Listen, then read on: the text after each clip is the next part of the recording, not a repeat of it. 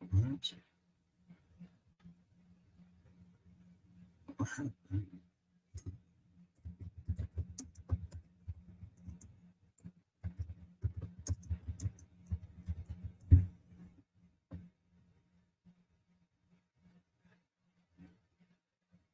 What the F is going on?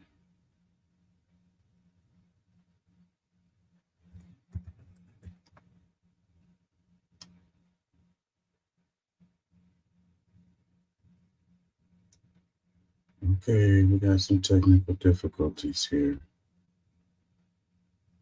What is happening? Everything has a check mark. Hold on, y'all.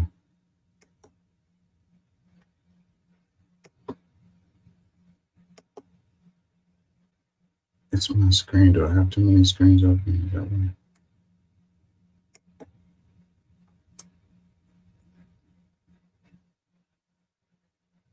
What the hell is happening? Oh, it's just slow.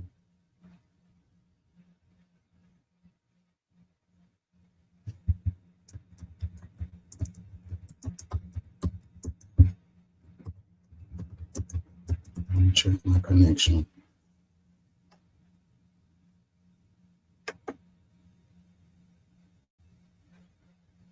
It's not connected to the extender. That's the problem.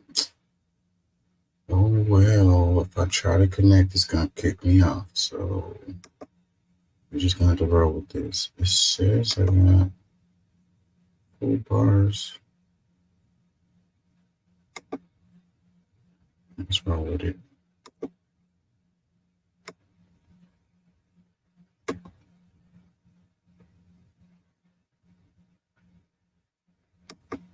Don't take my word for it. Look that mess up, please.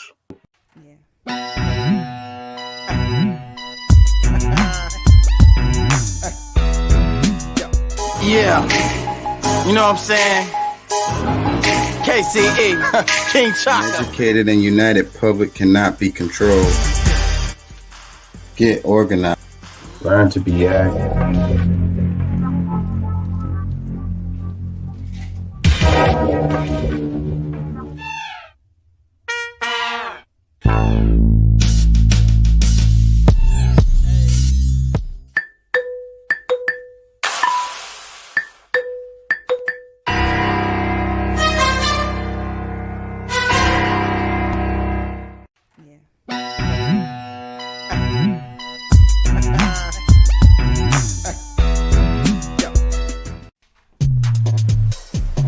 Looks like we got us another hit.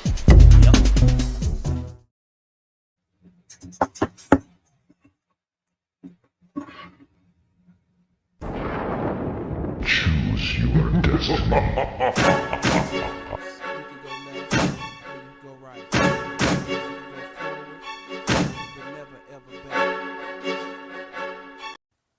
Don't take my word for it. An educated and united public cannot be controlled. Get organized. Learn to be active. Investigate both sides of the argument. Come up with your own conclusions.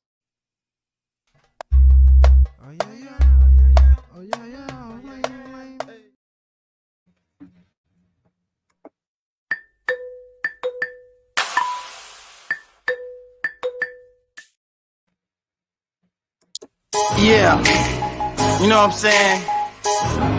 KCE, King Chaka.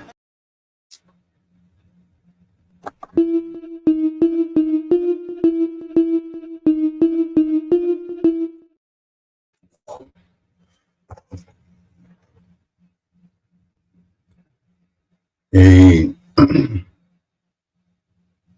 how y'all doing out there? How y'all feel? Remember, an educated public cannot be controlled. Learn to be active. The views and events expressed here are totally whacked and are not necessarily the views of anyone. ¿Cómo estás? Bien, bien, bien. Podemos ayudarnos más? Si se puede. Don't take my word for it. Look that mess up. How y'all feeling? I ain't gonna lie, I'm feeling a bit distracted today.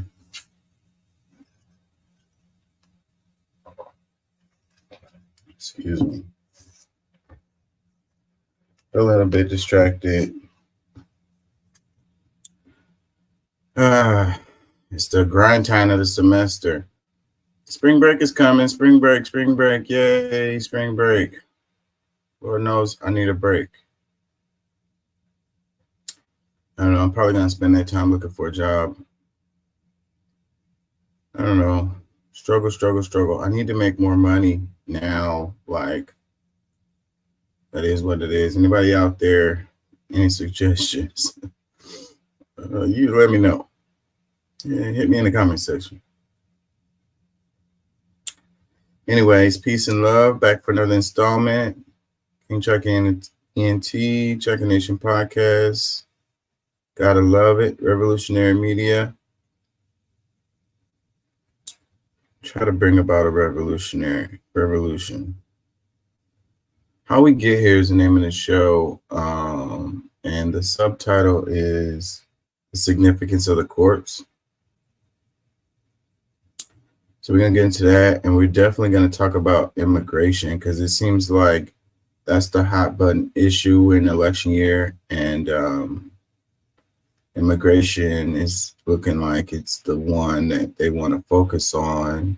Both sides want to focus on immigration and seem like they want to get it up on the other side related to immigration because they've come to the conclusion that the American people feel like immigration is the biggest, most important issue for this election.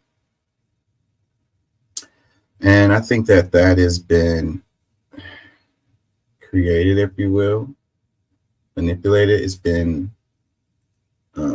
put into the minds of the folks as the most important issue.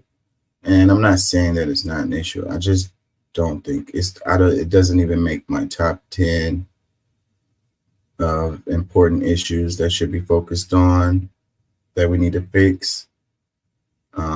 We need to fix some domestic stuff, some stuff for the actual American people, but neither here nor there. You know, I'm just one guy. Maybe it's true. I think that, you know, all of the news stories, the media and the government, you know, they work together. They do all of these news stories and they play them over and over again. And people that feel like they want to know what's going on, they're watching the major news media and they come away with certain conclusions based on the stories that they get, you know, over and over again. So, you know, you keep doing stories about the border, then people come to the conclusion that the border is, you know, super important or whatever. You know, you keep doing stories about crime and people feel like, you know, it's a crime, even though they don't see any crime in their life. But the media, the news says there's crime everywhere. So then they come away with the conclusion that there's crime everywhere. It is what it is, y'all. Where to begin is the question. I think let's start off with some headline, and then we're going to go into the court stuff.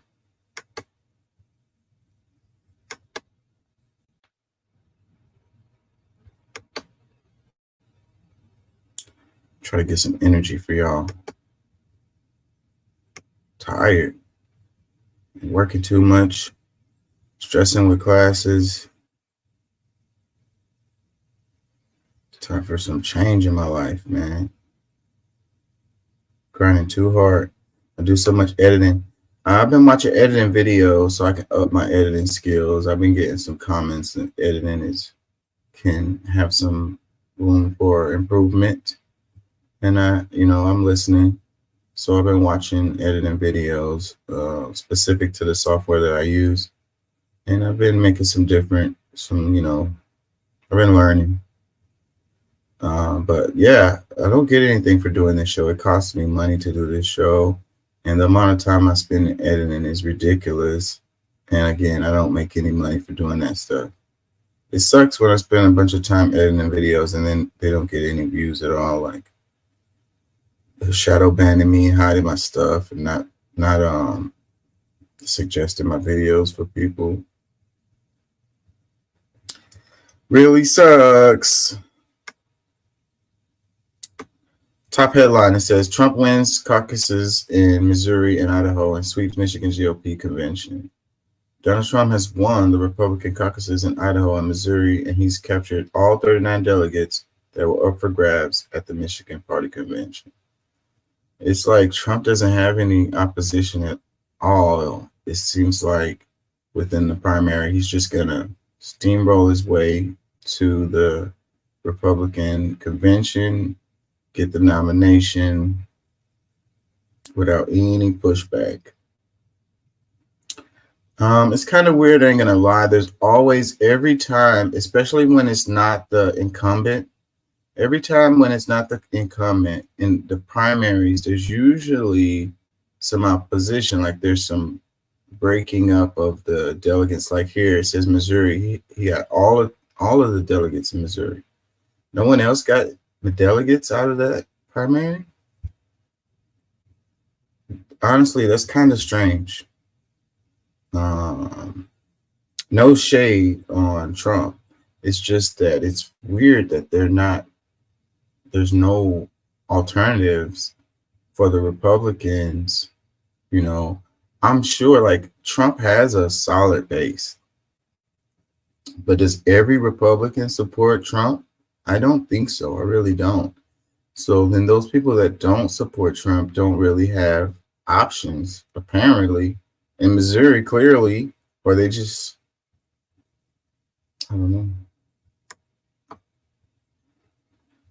More political news. It says Trump escalates his immigration rhetoric with baseless claims about Biden trying to overthrow the U.S. How is Biden going to overthrow the U.S.? He's the president. Like, that makes no sense at all. Like, Trump fans eat this kind of stuff up. Like, that makes no sense at all. Can your brain, like, what is 2 + 2? Like, Biden trying to overthrow the U.S. How could he possibly do that as the president? I don't understand. My brain, that hurts my brain. It says fear and loathing in Super Tuesday state. Democrats angry at Biden back him anyway to stop Trump. Democrats angry at Biden, back him anyway. Yeah, a lot of them, they're holding their nose and voting for Biden. And that's what happened the first time around when Biden got in there. And I think it's going to happen again with a lot of Democratic voters. Who's going to win the election? I have no idea. If I was a betting man, I would bet on Trump. I'm not a Trump supporter, but I would bet on Trump winning the election this time.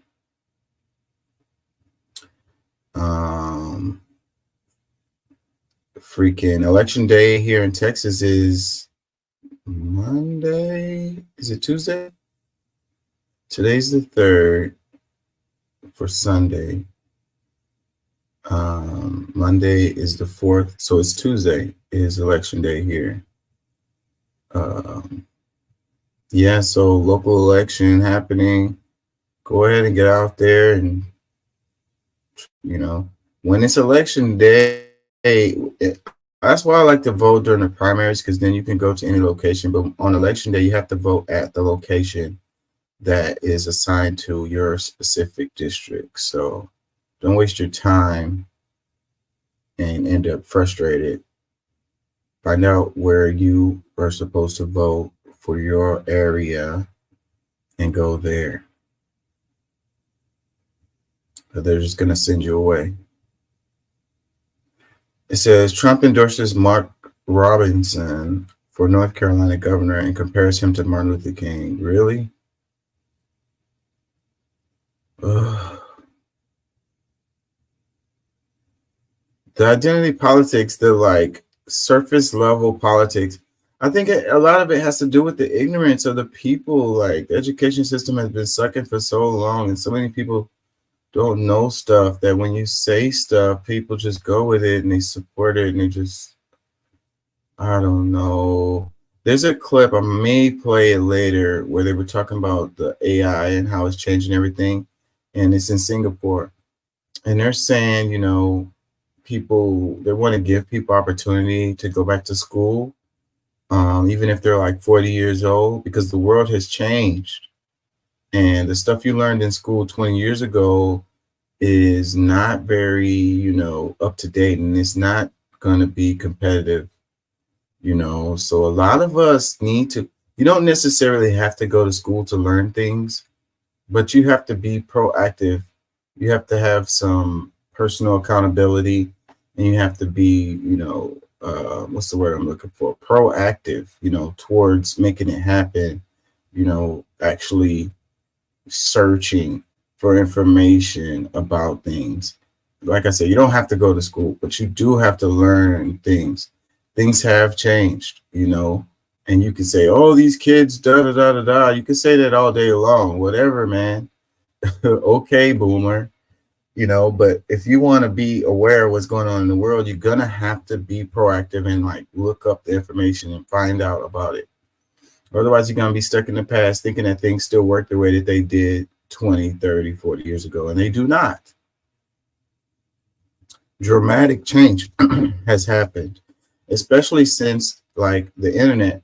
I remember when we had the Y2K bug and all of that, 99, 2000, and that was what, 24 years ago. And the fact of the internet been dramatic over the past 20 plus years, and it has gained steam in the last 10 years or so. So it's like at my job, we had a situation where the computers went down. They went completely down, and they didn't come back up for hours and hours. They didn't come back up till like the next day. And you're talking about chaos. And that's what I say. If the lights go out, if the internet goes down and it stays down for an extended period of time, like in the country or whatever, it would be pandemonium. It would be total chaos. And it's crazy because, like I said, I remember before the internet, and we still got stuff done, things can still be done. You still have paper and pencil, and you have calculators and stuff like that. Like you have a brain, you can do it. The internet is a really cool tool to speed things up and make things easier. But at the end of the day, we still need to know how to do things without it. And people lost their mind, man, and it was so much trouble. We had to manually do everything, and it was stressful and time consuming, but it can be done, and it was done. And, that's a part of education. So the part where you got the older folks who need to learn about the new things, like related to like AI and so forth and so on. Then you have the kids that need to learn about pencil and paper. They need to learn how to write things and spell, and you just text all the time and use emojis. Now you got to write something down on paper and make it legible for someone else to be able to understand it without using emojis and your spell check adjustment that's on your text message or whatever. You got to know some stuff to be able to do that. I mean, you can't at that point, you can't use the internet to look up how to spell it or whatever. You know what I mean? What word you're looking for or whatever it is.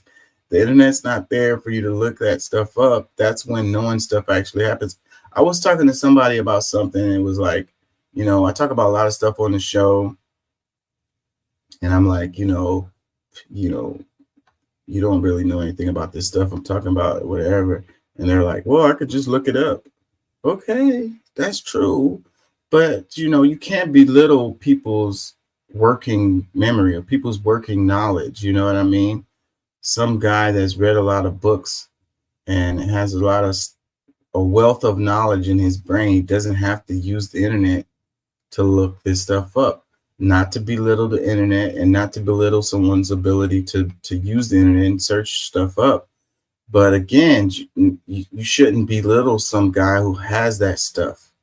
He doesn't have to look it up, you know. I can be your freaking internet search. So when you can be your own internet search by knowing stuff, I'm just saying, like, we got to stop belittling each other.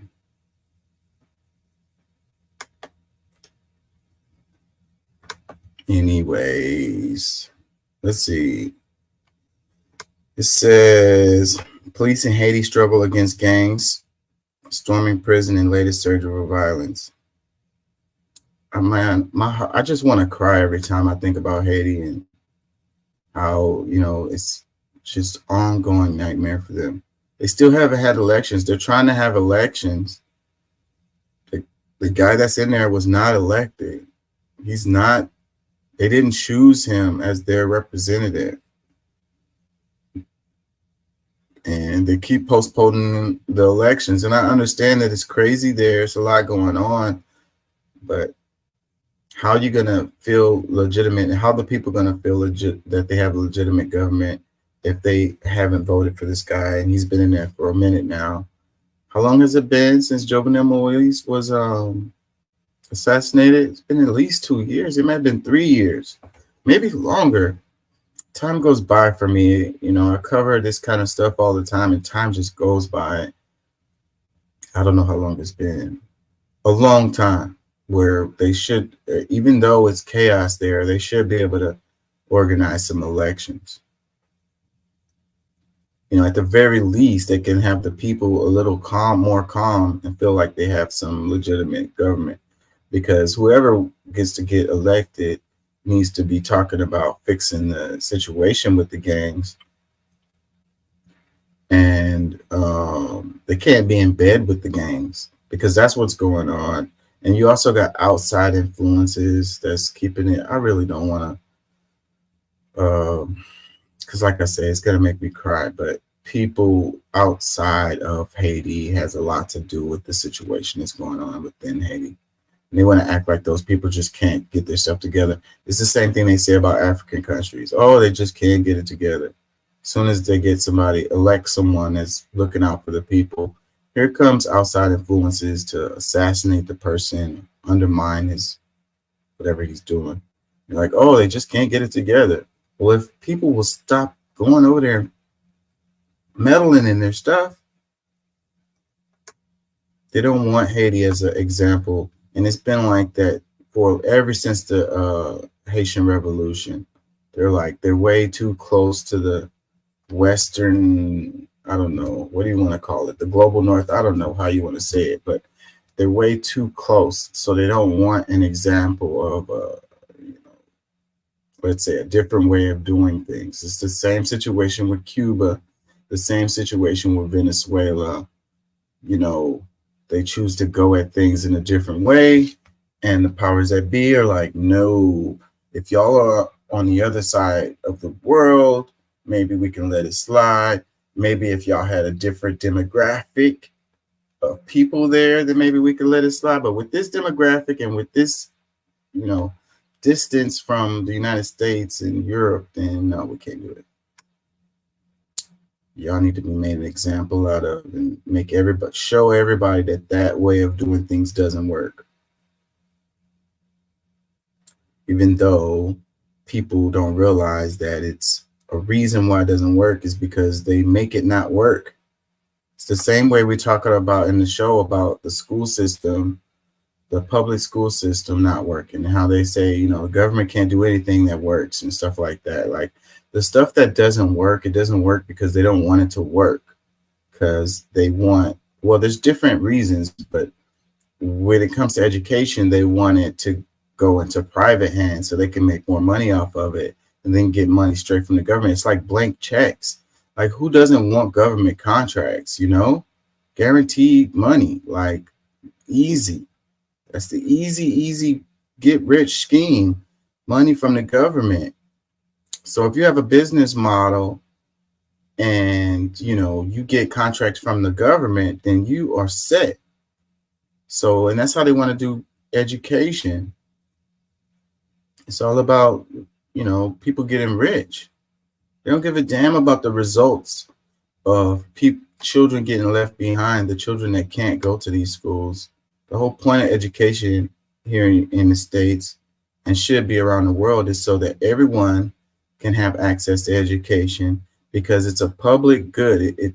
We all benefit from people knowing things, in your society.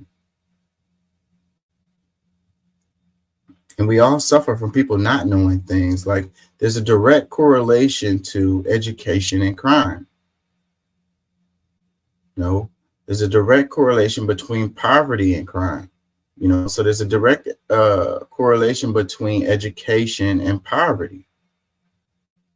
I mean, I don't know how anyone can argue with that. People, countries, societies that tend to be more educated have less crime and better prosperity. I don't know if I'm gonna cover it, but I have a clip about, where is it? Is it Finland? I want to say it's Finland, who they're closing prisons over there because they don't have enough inmates to house. Like, isn't that a great problem to have? Like, we can't find enough prisoners for our prison, so now we got to close the prison. Like, we don't have that problem here in the States, especially here in Texas. They're overbulging with people, overcrowded. They keep building prisons. They can't build prisons fast enough. So what is how did we get here? What is the result? Like, what is the attitude that this one country has towards crime and prisoners and criminals versus the other country? One country has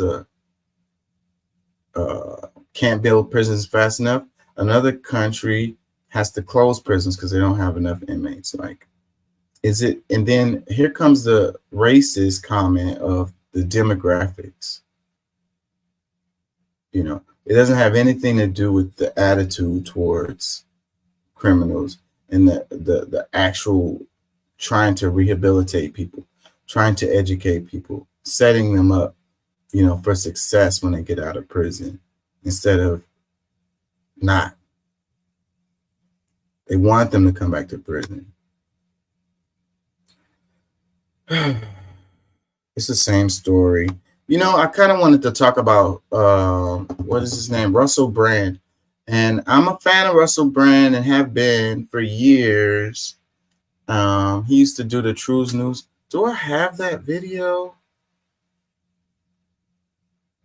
I kind of want to cover that since I mentioned it. This guy is going down the road of, like, I don't watch his stuff no more. He has the real flashy thumbnails and the clickbait titles. He's going down the conspiracy theory stuff. He's basically just giving the internet what they want, and it gives them millions of views. He's overwhelmingly successful now, like over the top, ridiculous. And he gets invited on major platforms and all of that. And the stuff he was doing years ago was way, way, way better and profound than the stuff he does now. But it's like, you get stale, right? Because you're saying the same thing over and over again, the corporations, focusing on the corporations and holding corporations accountable, capitalism, criticism of corruption in the government, criticism of the accumulation of wealth, like, these types of things. And, that doesn't get clicks. That doesn't get views. It gets boring. I'm sure he's got to be the freaking trash that he's making now. More popular than he's ever been. And he's making trash. He's an overwhelmingly intelligent individual. Like, this guy uses words I've only seen in fucking dictionaries and shit. Like, he knows stuff. but he wants to make money, you know? So it's all about that. It's all about being successful. It's all about making lots of money. And how you do that is give people what they want, you know? Tell them what they want to hear. Talk about conspiracy theories and clickbait and all of this. Like titles like, you won't believe what they're doing now. Like, you know, did Biden said what? You know, this kind of stuff. And it's like, I hate looking for stuff while I'm freaking. That's why, and I didn't have this set up. I meant to cover it. Hold on, y'all. Let me see if I can find it. What page was it? Was it on this page? I think I'm on the wrong thing. Okay, hold on. But this is what happens. This is what capitalism does. This is why all the products that we have, the movies suck. You buy a skillet and it only lasts a few months. You know, capitalism, this profit over people, this make money as the most money possible competition type deal is what leads us to have inferior products, inferior services, you know. That's the real issue. Like, how much money is enough is the question, you know. Do you really want to have integrity? Do you really want to make good products and services, or you just want to make money? Like, you can still make money. You can still make money and give good products and services to people. But there's always going to be somebody out there who's making more because they're doing shady things and they don't care about the quality of the product or service. So, you know, and then you feel like you got to compete with them. So you're like, screw it, I'm going to cut some corners. Anyways, check this out. Like, I'm a huge fan of Russell Brand, but I'm so disappointed in where he's landed now. It's so sad. So sad.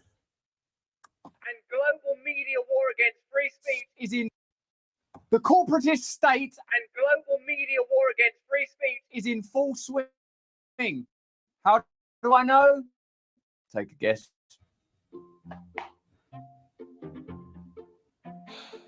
So Russell Brand. Shit. Sorry, y'all. Hold on. Sorry, I'm pressing too many buttons.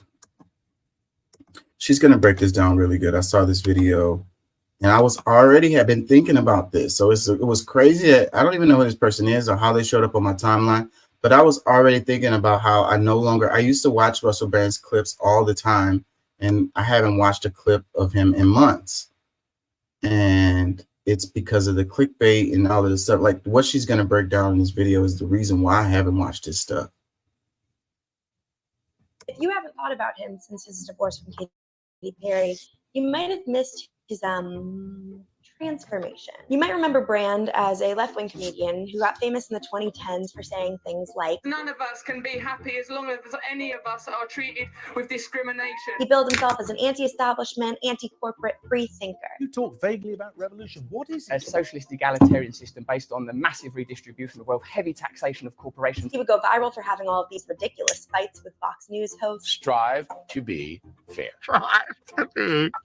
When The Guardian named him as one of the heroes of 2014, they described him as the best thing that's happened to the left in years. When they say conservative, what are they trying to conserve, actually? It's hatred. But 2023 Russell Brand has a slightly different vibe. New footage appears to show that January the 6th was not an attempted insurrection. There's only 8 of us. How can this be a thorough clinical trial? Election interference in the Clinton campaign. Over the past few years, Brand has become a right-wing darling. He hosts a daily live stream where he regularly features right-wing reactionaries like Ben Shapiro, Jordan Peterson, Candace Owens, and Tucker Carlson. Have you got everything you need? Can I offer you any more snack and gum? Become a major conspiracies about everything from vaccines to the war in Ukraine to the Clinton body count. The statistically high number of people that have taken unusual decisions after knowing the Clintons. And he's the buddy with the same right-wing news outlets that he used to condemn. So we are honored to have him with us. He's the host of Stay Free with Russell Brand on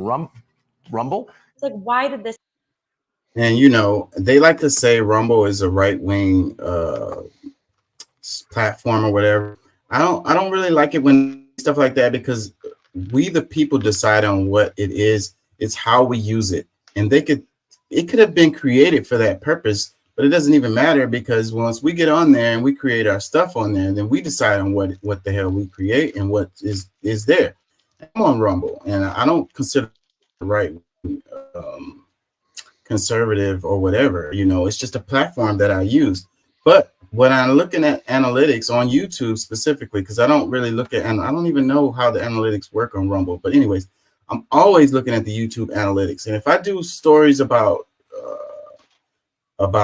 Trump, about, you know, Tucker Carlson, stuff like that, then that stuff is gold. It gets views, it gets clicks, it gets interaction. People make comments like, I could easily probably get this channel to be monetized if I would just talk about like supporting Trump or whatever, like, you know, extreme conservative views or whatever. If I just spouted those over and over again, whether I believe them or not, it wouldn't matter. It would get lots of views and the channel would blow the F up. And I know this because I look at the analytics all the time, but I want to have integrity. And I also want to cover both sides. I want to have talks about ideas in general and bring the sides together so that we can move forward. This division, this divisive partisan politics is killing us, really. It's killing our political process. It's making us look at our neighbors as enemies. And I don't want to be a part of that. You know, I don't want to have anything to do with that. Even if it made me millions of dollars, I would still pass on it. So, but, you know, like I say, that stuff works. And that's the reason why Russell Brand is doing it. Let me play some more. This happened. How did we go from this left-wing commie scum named Russell Brand to this? I'm super excited. I'm welcoming Russell Brand to the show. Yes. If we want to understand Brand's radicalization, we need to understand his YouTube channel. It's been around for over a decade, and it's had like 3 different eras. To the guy, Kyle Venn, the CV, if you're still there, he says, first time tuning in. Thank you for tuning in, checking us out. What the stream's about. We talk about difficult topics, and we try to, we tend to argue. Me, Doc, and Pat, we have different political leanings, and we tend to argue about the topics or whatever. And the point of it is to bring conversation about ideas from different perspectives to get people to be able to move forward together. You know, so overall, that is what the show tends to be about every time. Today, I'm going to focus on the courts, and we're going to talk about immigration.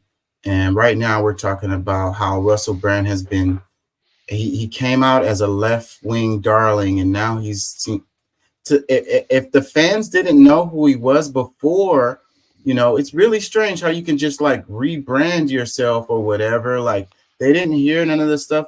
I guess it's because of the algorithm. They pick it up and it gets bounced around, and people probably didn't know where like he's not being genuine is what I'm trying to get cussed out. He's not being genuine. This guy, he's not. I know where he is, where he stands politically. I've been following him for years. So the content that he's making recently doesn't align with what his true views are. No, just because somebody because I used to be the same way. Like, it just, some things make more sense now, because when you actually can see the truth, like you move and you move accordingly to the things that you feel are more true. Like, you don't just stick around just because, oh well, I'm gonna give this person a chance. Because no, when you own some bullshit, fuck you, and you move on. But if you see something where people are actually trying to, you know, make changes in the world, trying to protect people, trying to do different things, and you know, make awareness. Like there's a lot of things that he says that you agree with too. So how is it that you can just say that he's just not being genuine because he's not on the same thing he was 10 years ago? I totally sympathize with what you're saying about like the evolution of, you know, your I feel like your position should change over time about things as you learn more about things. But I also feel that Russell Brand was trying to have a positive impact in the world or whatever, even though he was a comedian, he played in those little movies and stuff like that, you know, but Even now, so but now, no, I feel like he's all about making money. He doesn't care. Like he's lost his you know, his direction. He didn't already have money. I mean, you got to continue to make money. You got bills to pay, and then it's when you're in that world where it's all about competition. How much did you make last year? What is your square footage? You know, how much did that Ferrari cost or whatever? Like, I mean, there's a lot of pressure. No, some of us are self-motivated, period. I mean, we're going to do good no matter what. And then sometimes, like, what we feel is doing bad, some people is just like, oh my God, like, all they care about is money. Like, no, we just, there's some of us just, you know, naturally want to progress in every area of our lives. And that means being honest with yourself, being able to self-check yourself and see, is it that what it is that you're promoting is actually something that's good for the world. So just because you're comfortable, or, you know, people get comfortable in the situations they're in, don't necessarily want to make those changes. And, you know, like they find reasons to make other people the bad guy.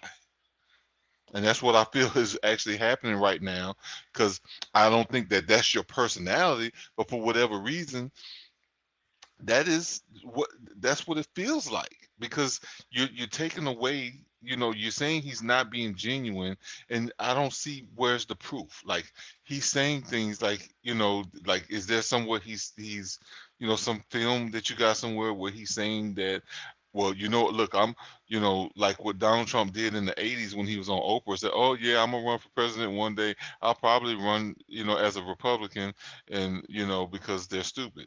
But at the same time, a lot of those people have evolved and are actually seeing things a lot clearer. It's just that's my point of view of it. I feel you on that. It's just that in a lot of cases, it's not true. We're in the age of the grifters, man. The grifters. They make lots of money grifting, you know, and making it appear to be that they're genuine or whatever, but they're not. They're just trying to make money. They're telling people what they want to hear because that makes them money. Well, look, I mean, there's other people that I've heard the same thing about that I think are very genuine about their word, because, well, now there's one that I'm not so, I don't think is really that genuine, but they kind of, I think, kind of do that. But what's his name? Shapiro? What's the little young dude? He hates Candace Owens now. Yeah. Ben. There's a bunch of Shapiros, but yeah, Ben Shapiro. But they talk shit. They talk shit about Candace Owens, and like a lot of the things that she's been saying for the past decade, it's been like, it's really just true. It's just some people don't want to accept and try to continually blame other people for why those things happen, instead of saying we can do something to change it. And like, if you really speak truth now, it hurts people's feelings. Like people get upset and they, you know, feel like, you know, oh, they just attacked me. Well, no, you know, look, some of us are actually seeing the world from a different point of view, and maybe if you would really open up and allow yourself to see different angles or points of view, you might be able to get it too. Yeah. Well, that's the point of the show. And I wouldn't call Candace Owens a grifter. I really think that she's being truthful to herself about the things that the way she feels about things. Even though I disagree with her on a lot of stuff, there's a lot of stuff she says I completely agree with her. And so she pisses off her base all the time with some of the stories that she does, because she's keeping it 100. So I don't think whenever you are playing to your base and everything that you say they love, then there's a good chance that you're grifting. You know what I'm saying? And Okay. it's, you know, that's just All the right, reality. I still need a little more evidence because I can't say with the same confidence that I hear you speaking with about Brand, because I really feel like, I mean, I know he's a good actor, but I mean, I didn't think he was that great to be able to pull off some of the things that he says, and to give that kind of inflection that he does in these conversations. Like, I mean, like I said, Because I know the dude is really smart. So him selling this stuff that he knows is most likely not true is him grifting. Let me play some more of this. Check it. I want to make a Taylor Swift joke here, but like, I don't even want to do her dirty with that association. Thank you. First, the lefty era.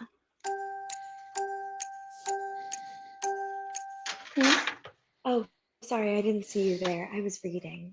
You wouldn't get it. In 2014, Russell launched The 1984. Truth, a political commentary web series that focused on criticizing right-wing media. He published Nice to episodes watch that. comparing Fox News to ISIS and Nazis and accusing them of fueling the war. ISIS is a fanatical religious terrorist organization. So's Fox News. He starts The Truth alongside publishing his book Revolution, in which he advocates for a non-violent social revolution against capitalism.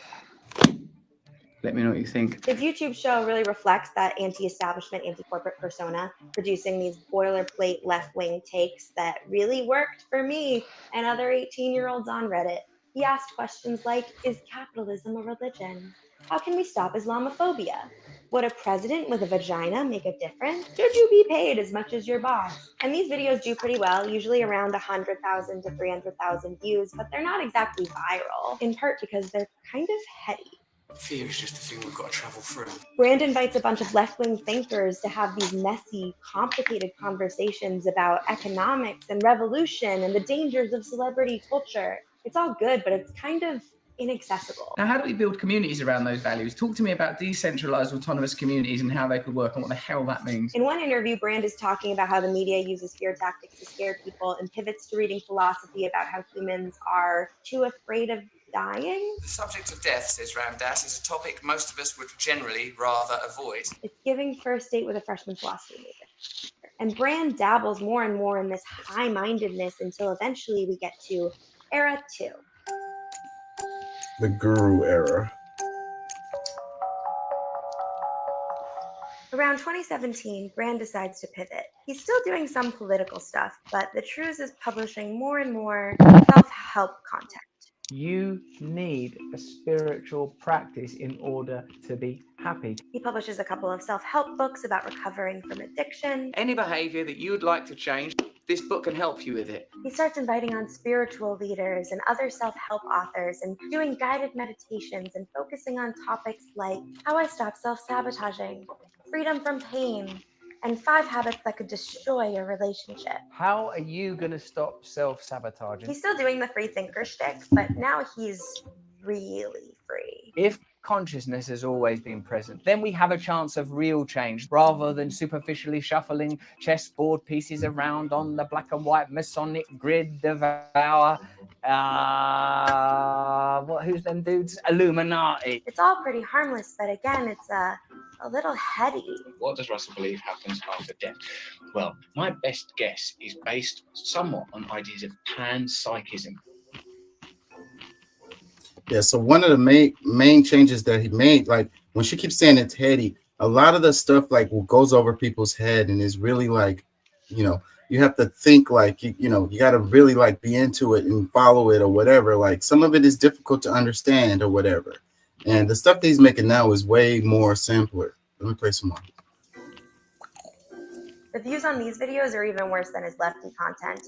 A lot of it doesn't even break 100K, and it ends up being some of the worst performing content on his channel. But then something happens. Near the end of 2020, Brand is posting his typical content, How Money Corrupts Us, 42,000 views. How to Panic Less, 63,000 views. Can Loneliness Destroy You, 86,000 views. Then he publishes COVID Vaccines, Skepticism or Trust, a video where he raises doubts over the safety of COVID vaccines. Any of you that want to have unshakable faith in the emergence of these vaccines, do not Google Pfizer scandal. And that gets over 1 million views. And the commenters are thrilled. Have to be honest, never used to be a fan of this guy. But this channel is actually awesome. I don't know how I've gone this long and just found Russell's YouTube channel. I've never been a fan of Russell, but he makes some intelligent points here. And Brand goes back to his normal content. Save yourself by saving others, 37,000 views. Annie Lennox on how it feels to be an entertainer, 80,000 views. Is the pandemic being used to mask a wealth and power transfer? 1.5 million views. And the commenters are eating it up. I have a renewed respect and admiration for this man. Why am I so late in realizing that this guy is utterly brilliant? New fan here. Brand quickly realizes that his The freaking pandemic was the greatest transfer of wealth in history. I have to say that. So if you do, but hold way on, more hold on, engagement hold on, hold than on. his self-help stuff. So at So the end of is it 2020, so because he chose to talk about a topic that is very prevalent everywhere, and given his take on it, it's his fault that he got more views from that than the ones where he still wants to put out content that you know, I mean, he putting out regular content. So first of all, you need to be relevant to somewhat to be able to affect people. And even if he did, you know, was being strategic about, you know, using certain content to be able to get views, does not mean that he's not being genuine, because unless he's lying and he's just doing stuff that's, you know, that's just totally absurd, then okay, that's one thing. But to have the conversation because it brings more views is just a part of, you know, the tact that people use in business. All right, these are things that need to happen in order for me to have a, you know, some kind of effect, or, you know, to be able to reach people, period. So I don't know. I think he was being genuine there. He was. I think he was being genuine there. She hasn't got to the point. Let me play some more. Okay. All right. it's time for another Brand baby. Woo! It's tea. Why do the media hate you? Pretty quickly, Brand's channel starts devolving into a cesspool of right-wing paranoia. A relentless march towards tyranny where ordinary people are mercilessly crushed. He starts making videos about the Great Reset, a conspiracy theory that claims that climate change is an excuse to control the people. The Great Reset. You will own nothing and you will be happy. And the videos do incredibly well. 1.1 million, 2.7 million. So he starts making more and more and more. He branches out to new conspiracy theories too. Conspiracy theories about Hunter Biden, conspiracy theories about Hillary Clinton, about the war in Ukraine, about the origins of COVID, about the January 6th riot. Is it time to disband the FBI, or would that amount to shutting down a key wing of the Democrat Party? And these conspiracy theories are a hit. All the videos I just showed you have around 1 million views or more. You can see in this chart how Brand's view count starts spiking once he pivots to being more reactionary. So Brand pivots even harder. He changes his whole aesthetic. Gone are the days of the soft-spoken wellness guru. Grief is the price we pay for love. Now every video starts with Brand just screaming a bunch of nonsense. Coup! Coup! What does it do? It cheers up NATO and it distracts you! His thumbnails change too. In 2020, they're soothing, simple, and they all feature this like new age symbolism. By 2021, he's going for shock value. Every thumbnail is a split screen of him making some horrified face next to some cheap composite image. This one just says the end is near with the title The Establishment Wants You Dead. It's gimmicky, but it works. Brand's views keep climbing. And as they do, his video titles get more and more ridiculous. At the start of his transformation, it's was Trump right? Trump was right. Trump is right. But pretty quickly, Brand's channel goes full clickbait. It's starting. Here we go. It begins. Why is no one stopping this? It just happened. This will destroy us. This will end us. It's over. The end. All this gloom. Those freaking titles right there are like make me want to vomit. You know, it works. It's just like for children. You know what I mean? I mean, it's like grown people with children with the mind of a child. You know, it you know, those titles they attract your simplest parts of your mind. Like, you know what I mean? Like it there's not very much thought there and that. And it's like, oh, it's the end. Let me click on that video and see what they're talking about. You know what I mean? Bro, Like, well, I mean, it's maybe something, maybe it affects some people to that extent, but I mean, really, some people want to see it not just because, oh, it's simple. No, okay, we know, okay, he's over exaggerating. And it's just like, all right, you know what? He's very entertaining and he has a certain way of being able to express a story. So, I mean, you know, maybe I would be considered one of the simple people, I guess, but it's not really as simple as how you're trying to make it, because a lot of us know that that's what they do. And it's fine. Like, you know, you can put whatever title you want. And yes, for some people, it's gonna draw, you know, you're gonna draw some people because, you know, how simple they are. But some people actually think way past that and still wants to hear it because, okay, we know this guy's entertaining and we can still pick up something and learn something from this guy. yeah, well, it has a repulsive it for me when those clickbait titles I'm gonna scroll. I'm never gonna click on them because Well, there's a lot of things clickbait. that you believe. Well, there's a lot of things that you believe that, you know, some people know to be totally different, or, you know, you have a different viewpoint. Like you, like there's a bunch of people like you that see it the way y'all see it, and then there's things, you know, other. But there's people that's on the opposite side that does the exact same thing or even worse. Like all the stuff that they use about Trump and the things that gets them views because they say stuff about Trump. Like, do you know how like that's probably even more popular than what you're saying now, like what the right is doing. Like, believe me, like, and these are left wingers who are using this right wing stuff to try to say how ridiculous things are, but nobody really wants to talk about like the proof, the evidence that's there that probably would, you know, maybe sway you if you're thinking other than the fact that you've already been programmed to disconnect from stories like that, because it's no way they did anything like that. You know, and these are politicians. They would never do anything like that. They wouldn't lie. I don't think like that. And I don't like, I hear you when you say that the left does the same thing with the clickbait titles, but I'm going to keep scrolling past those too. It's like the title, This Will Destroy Us. What's the other one?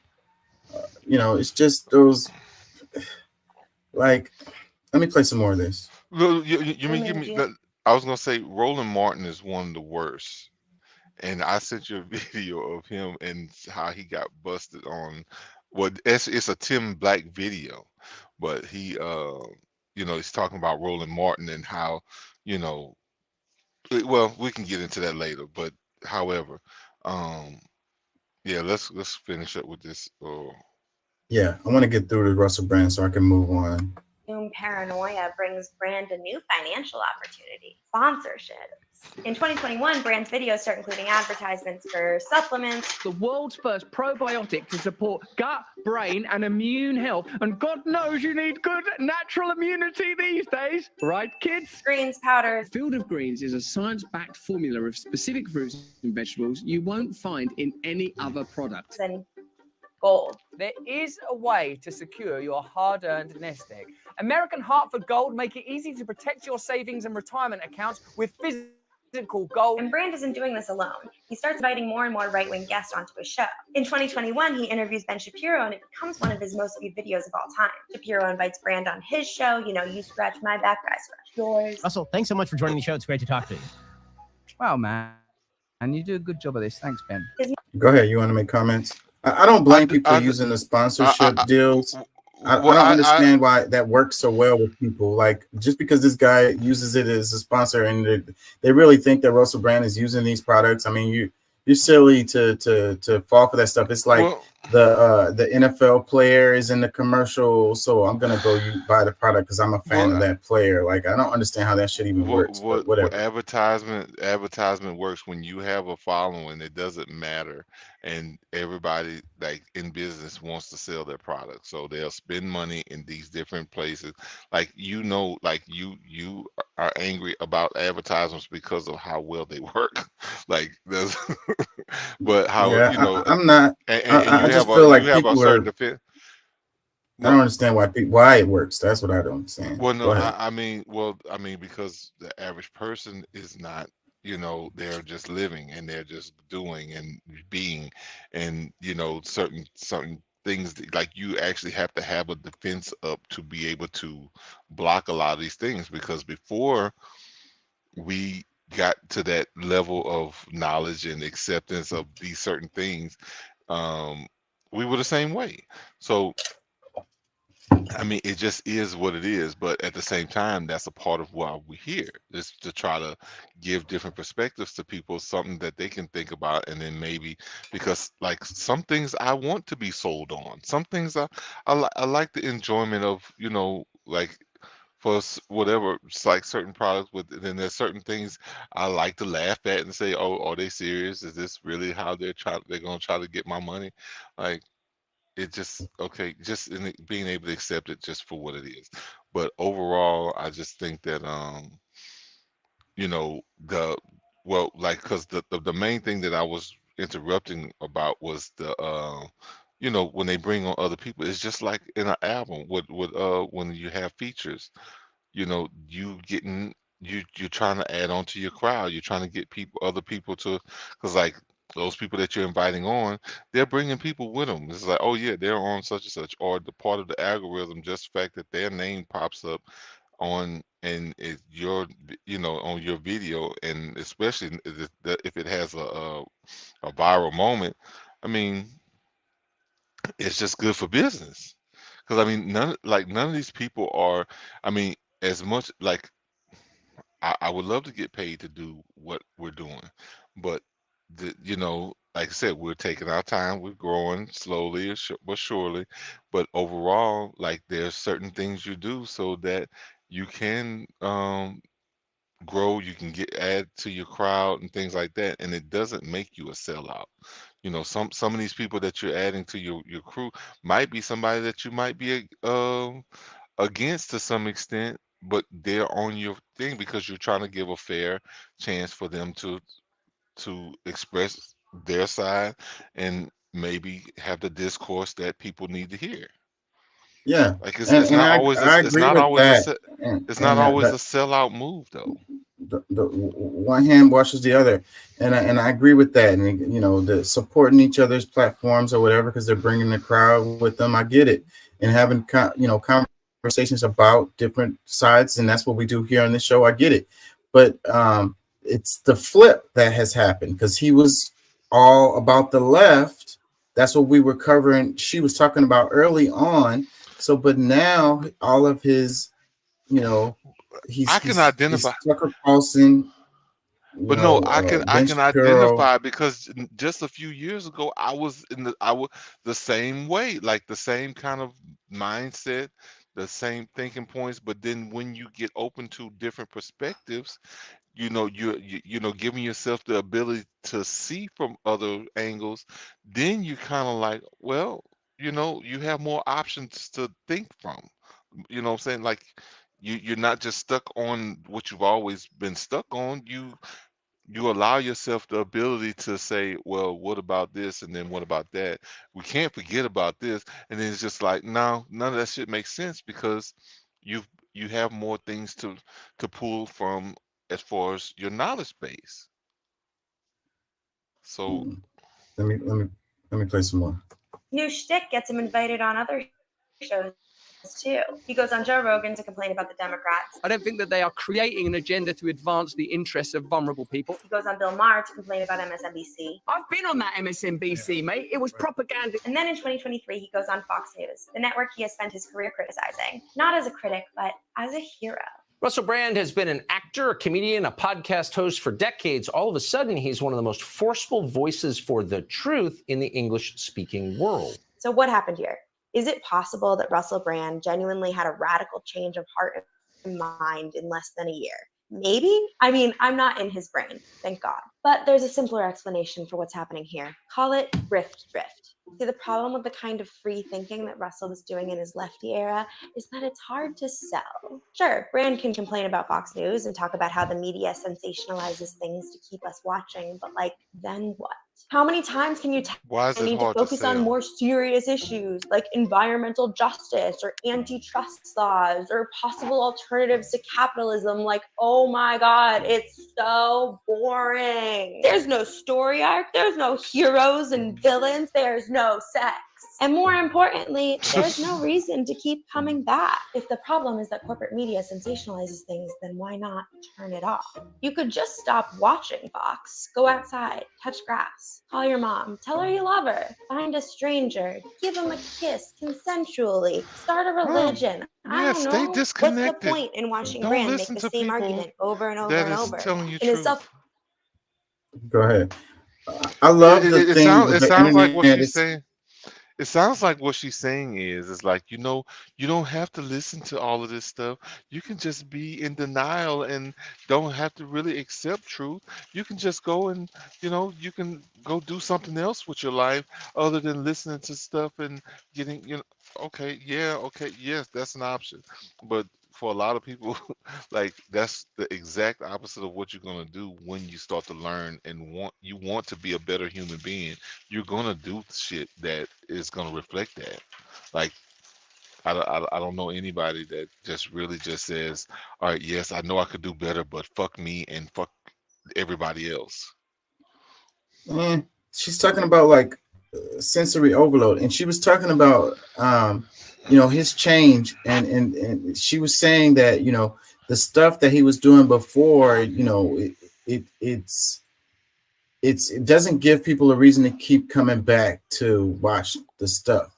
She's Well, saying no, that because no, the reason why like a lot of the left stuff is not really attractive anymore is because it's it's bullshit. I mean, it's just really as simple as that. Like, like when you look at the holistic approach of all of it, like there's nothing to offer because you've been lied to. They make you believe that the Constitution doesn't protect you. You know, you need extra laws to make you fit into this whole thing. When if you really get to the bare bolts and nuts of all of this thing, like the Constitution protects everybody. And if you want to put yourself into the I'm a failure bag and cry and whine about every fucking thing, then yes, you're not going to accomplish much. That's the way it is. let me play some more. Proclaimed last episode of The Truths, even Brand admitted that he was bored of making these same free-thinking arguments about the media. How far can you go with this cyclical reporting on cyclical news? So then what is Brand really selling? What's Brand's brand? Do people really want to watch a washed-up comedian explain how money corrupts us or how we need a global revolution against corporate power? Obviously not. Turns out free thinking is hard to monetize. It can't be good, can it, to spend all this time, our eyes resting on screens, people on the other side of the screen, hiding, trying to sell us something. The more people can actually think for them, the less they need carnival barkers like Brand to tell them what's what. And That's the point right there. The more people can think for themselves, the less they need to watch these videos. You know what I mean? Like to tell them what to do. So that's the reason why that stuff doesn't work for that particular audience, because the first time he does a really good video that really hits people, then they're gonna unplug a bit. You know what I mean? They're gonna go on their own and try to learn stuff But I on think their own. but isn't that the point? Like, I mean, I don't know if because I mean, I guess really to really get into his, his frame, like how he really thinks would be a good idea than to just assume that he plans to be here forever. Because I mean, my thing is, I would, I'm not like the politicians. I don't want to have to be dependent on for people to think a certain way. I would give my perspective to a certain extent. I feel like once I feel like I've given enough wind to it, I'm done. Like I'm not coming to this show no more. I don't care if I'm getting paid or not, because it's like, okay, once the job is done, like if we get enough people that can, that are able to think for themselves, regardless of what direction they think for. But as long as they're thinking for themselves, they're not just allowing, the common narrative to take them over and just, oh, they just believe this because this is what they say. No, what do you fucking think about this? Like, Yeah, what see when you stand on your square and you're confident in what you believe in, then you don't need constant reassurance. So on the other side, these other folks, the ones that's giving him the millions of views, are people that need someone to tell them that they're right about the way that they think or whatever. They need this constant reassurance. They need this, this echo chamber. They need this to be constantly fed that, my extreme views or whatever is right, Well, do you think that at some point, okay, even with, because I mean, life, like there's things that's just not, things are not going in everybody's direction all the time. Everybody has the ebbs and flows.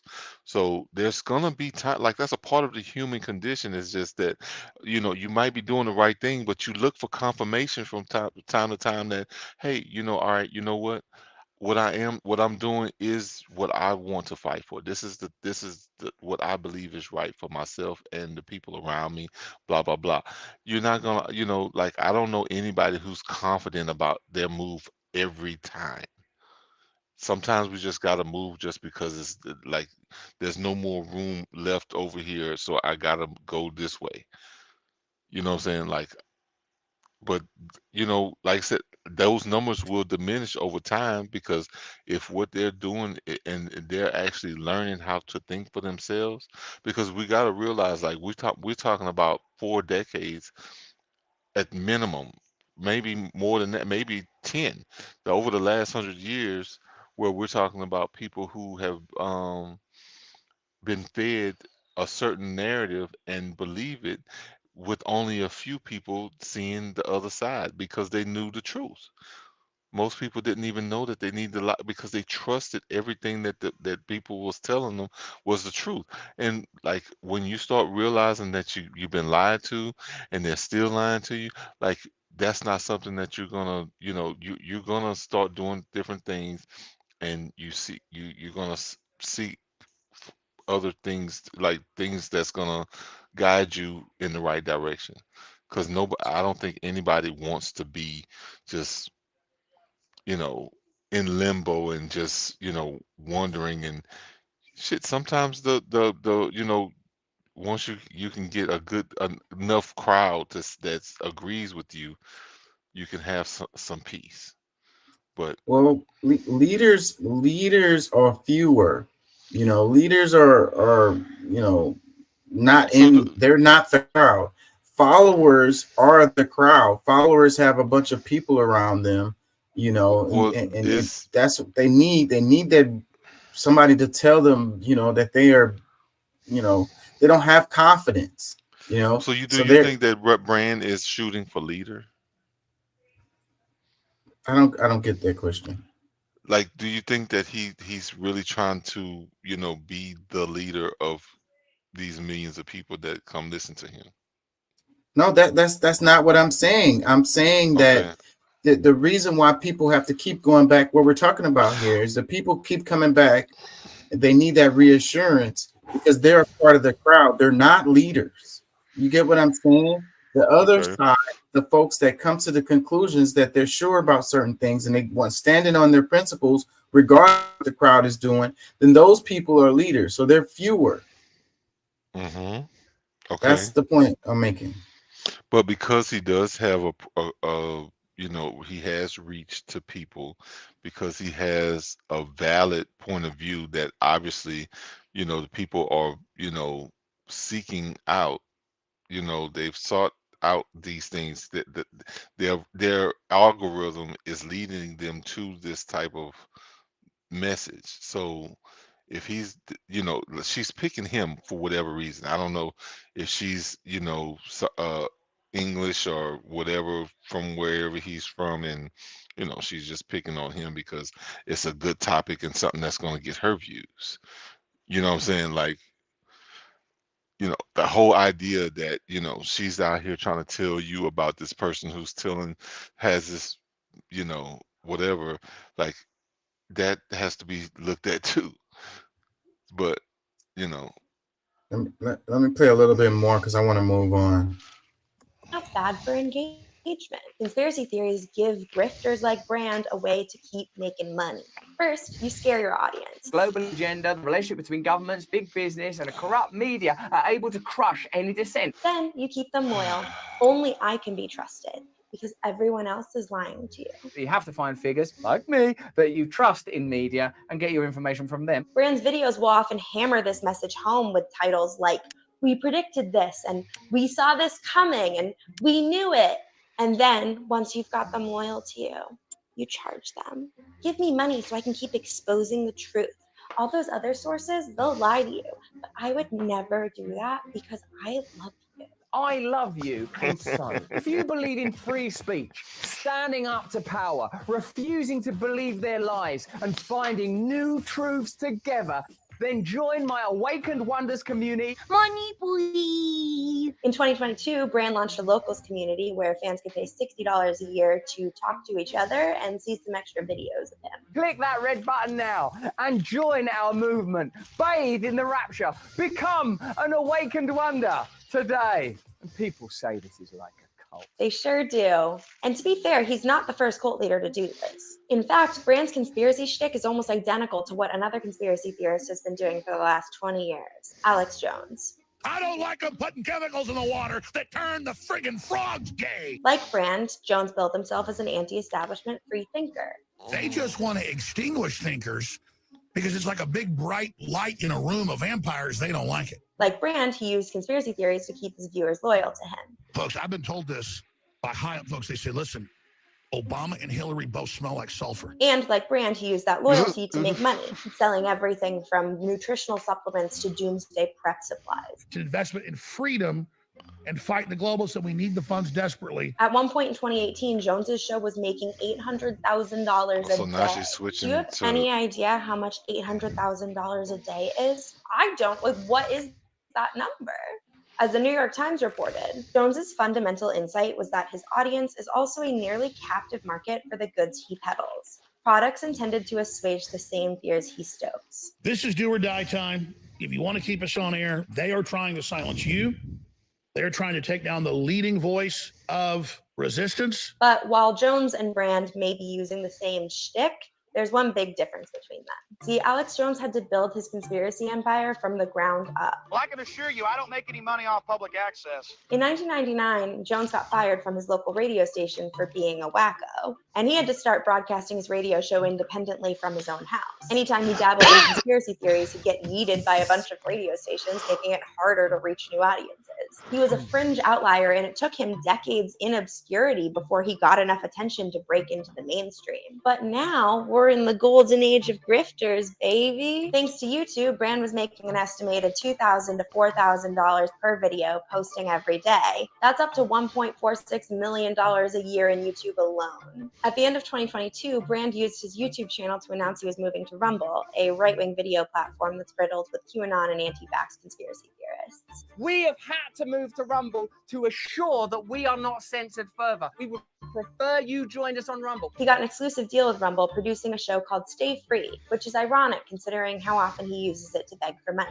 We need you with us now more than ever. Brand is airing his comedy special, Brandemic, directly on Locals, which is a crowdfunding site for free speech proponents who've been banned from Patreon that's owned by, oh, would you look at that, Rumble. And while he still posts on YouTube, he mainly uses it to steer fans towards platforms where he can charge them money. If conspiracy theorists can keep some form of presence on a mainstream platform, they will, because they understand that the purpose of that is to reach new audiences. They will use alt-tech platforms for more extreme content, speaking to a harder audience. Join us on Rumble every single day. This is the new reality of the free-thinking grift economy. Conspiracy theorists like Alex Jones used to have to worry about going too far and losing access to mainstream platforms, but now they don't need them.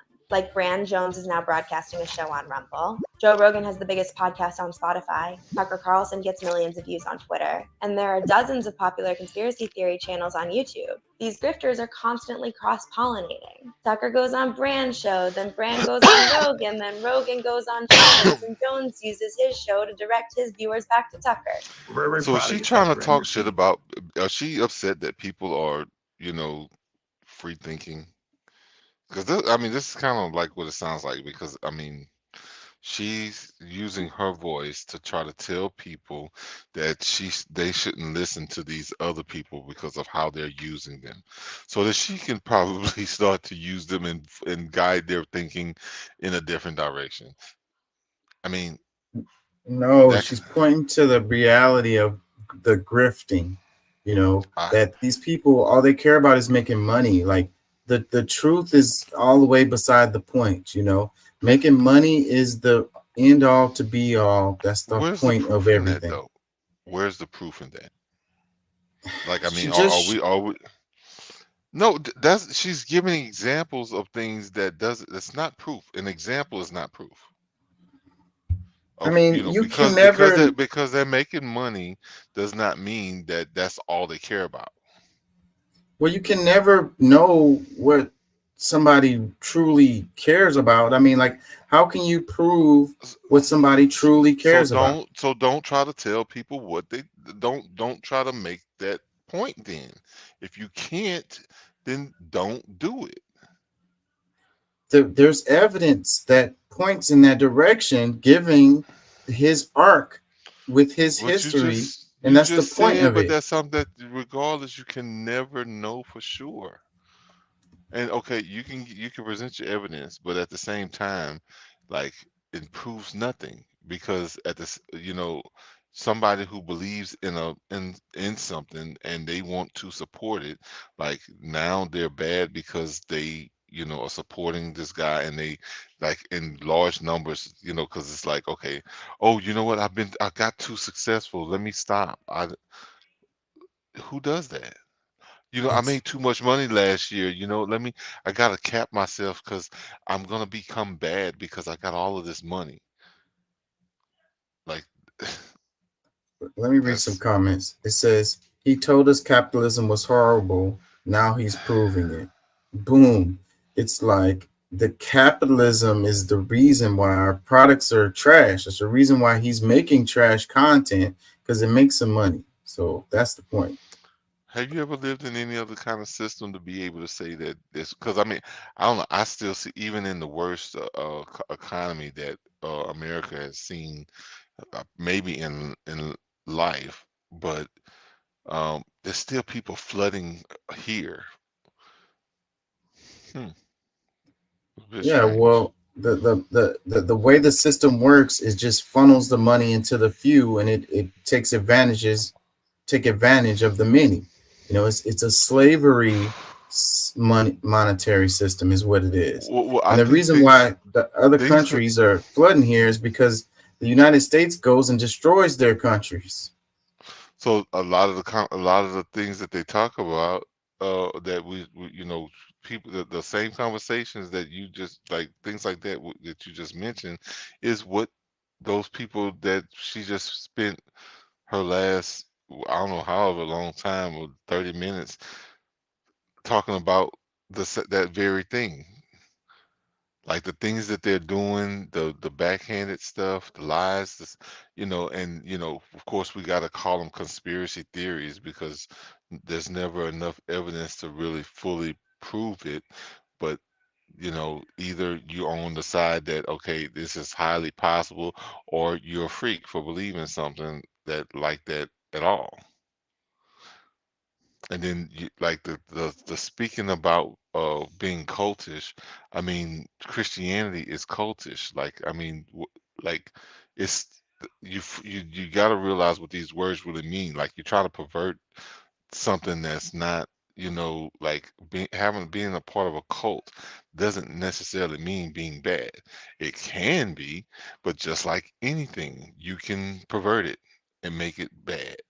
But some cults are good. You can be cultish, and it's okay. Yeah, I mean, I can agree with you overall, but I don't agree that Christianity is, Bro. good. Let me read some more. But no. But what I'm saying is, some of the most respected ideologies began by cultism. Yeah, I mean, there's a lot of cults out there. I would say the way we look at science in a lot of ways is a cult. Let me read another comment. I mean, the whole idea about. All right, go ahead, continue. Let me read this. It says Brand isn't a free thinker. He's a performer who is adapting his act to whatever he thinks will make him the most money. Excellent point. Boom. Another one, it says Brand reminds me of the Groucho Marx joke where Groucho says, "Here are my principles, and if you don't like these, I have others." Well, I'm gonna tell you, because I mean, I'm not at the point of saying it's impossible that they're purposely trying to play people just so they can get paid. It's possible. Do I believe it? No, not really. I really believe that they have, this is something that they have really taken up to be in their, their belief, and like. You got to really you can't just look at these things at just a glance and different little things that they put together. Like, we already know how they play people with media. Like I sent you the video months ago, probably almost a year ago now, of how like all of the mainstream media is in cahoots with how they're programming you. And because we've been offered something different, like the world is actually changing. We actually have more people that's willing to stand up and do things differently within their own home, within their talking to different people. I mean, there's some people that's going to shut you out, but that's mostly because of fear. Like, that's like if you're susceptible to the fear thing, because just because somebody's telling you that they're the truth about human trafficking and they're stealing your babies, they're doing this and blah blah blah, that's not necessarily like a fear tactic. That's somebody telling you the truth. Now, somebody trying to tell you that aliens are coming to get you and they got to protect you, that sounds more like, they trying to get over on you right there. Like, because if they're coming to get you, I mean, I don't think they are going to be able to save you. I mean, I'm just saying. For grifts to work, they have to be believable. Well, for grifts, see, but all right. Of course, they have to be believable, but at the same time, there's things that we don't get full. We don't know what the CIA is doing all the time, but we know that we have enough evidence in places of things that has happened that they have been a part of, and where they probably ruined most of the world because of their efforts to control the world. And we even some of us see it, some of us don't see the whole thing of how they, because Trump just being a president, because of his divisional thoughts on some of these things, and actually, what I feel to be trying to protect people, or even himself, his children, people that he cares about in this country. Some people feel like, oh, they don't see that part. They see something totally different because of the perspective that they see it from. So if you want to poison, poison somebody, the lie is the poison. You make a sandwich. You put you put truth on. You put the lie in the middle, and you put truth on the outside of it. So it's like, the poison that you feed, like rat poison, 99.9% of it is like oats or whatever. It's like something that they really like, and it's only 0.01% of it that's poison. The only way to get them to eat it is that it has stuff that they really want to eat in it. But listen, you slide the poison in there. Let me ask you this: why is it like, all right, let's just say, we street dudes, and the person who's selling the most drugs and this, that, and the other, he's the real dude, and the person who, like the person who's the informant, he's the piece of shit. And that's because he goes out and does the exact same thing, but he doesn't live by the code. He doesn't he's willing to rat on you. He's willing to turn state's evidence on you. He's willing to go out and be the lie. He's willing to, what I'm saying, he's like acting as if he's a part of you and he's one of you. Like, he's the piece of shit because he's not keeping it real. So when you have somebody that's saying, hey, look what this guy's doing, but he's doing the exact same thing, like you don't see where that's like, because that's how I see, what's going on with the whole Trump thing. Like, none of them are separate from doing any of the bullshit that Trump has done. None of them. But they're right now trying to put him away because, they can. He's done, like, I mean, I'm not saying he, like, because I believe that a lot of stuff that, yeah, he probably did it, but they've done just as much, if not more. Why nobody else has to go to jail? That's because you're not playing along with their system that they're trying to implement against the people. Because he got caught. He drew attention to himself. You get pulled over for speeding, and the police officer pulls you over, and you're like, those other people were speeding. Look, somebody just speeded by right now. I don't have them. I have you. So that is totally beside the point. No, that's the bullshit. That's bullshit. Because you're still trying to ignore. At the same time, you're ignoring that there was a bunch of speeders along with him. You picked this one. Like, he was running along in traffic with somebody else, and with other people. But I got you. So then the cops should let him go because the other people were speeding too. That's your logic? Well, to some extent, yes. I am. That is my logic, because there's people who has done worse crimes than Trump that is living free and comfortable, and they're able to just deal with their God and how their God is going to judge them, and they're trying to judge him. The same stuff, like actually worse things. So that's the part. That's the part that I don't get with, because it's bullshit. Let me read a couple more comments here. It says, seeing Gutfield diss him and then praise him was all I need to know. Another one, it says, grifting is Russell Brand's new drug of choice. It says, Russell Brand is basically Alex Jones cosplaying as a hobo. Another one, it says, excellent. I was so disappointed to see Brand slide knowingly down the wingnut rabbit hole. I'm glad someone is shining a light on his scam. Well, ultimately, I'm very disappointed in Russell Brand, and I haven't been watching his stuff in a while. But do you see like how like the very thing that they're saying that he is doing, they're doing it and trying to use it against him? Who is they? I don't get what you're saying. This girl, like, and then the crowd that's listening to it. Just like how you're saying that the whole, this is the opposite side, but they're trying to talk the negative about what they're doing. Like the same thing that they're saying, that the negative things that you're saying that Brand picks up and starts saying about the right, I mean the left, and now he's a right winger, or he's a grifter because with no proof that he's just doing this only to get paid. But however, this girl, she's not looking to get paid. She's doing this solely for our benefit so that we can learn from her. We can listen to her and like, hey, I love you. I'm really looking out for you. Like, I have to expose this guy because I care. Yeah. Well, this video randomly showed up on my timeline, but I was already because Brand, that's in your this is the type of shit that's in your algorithm.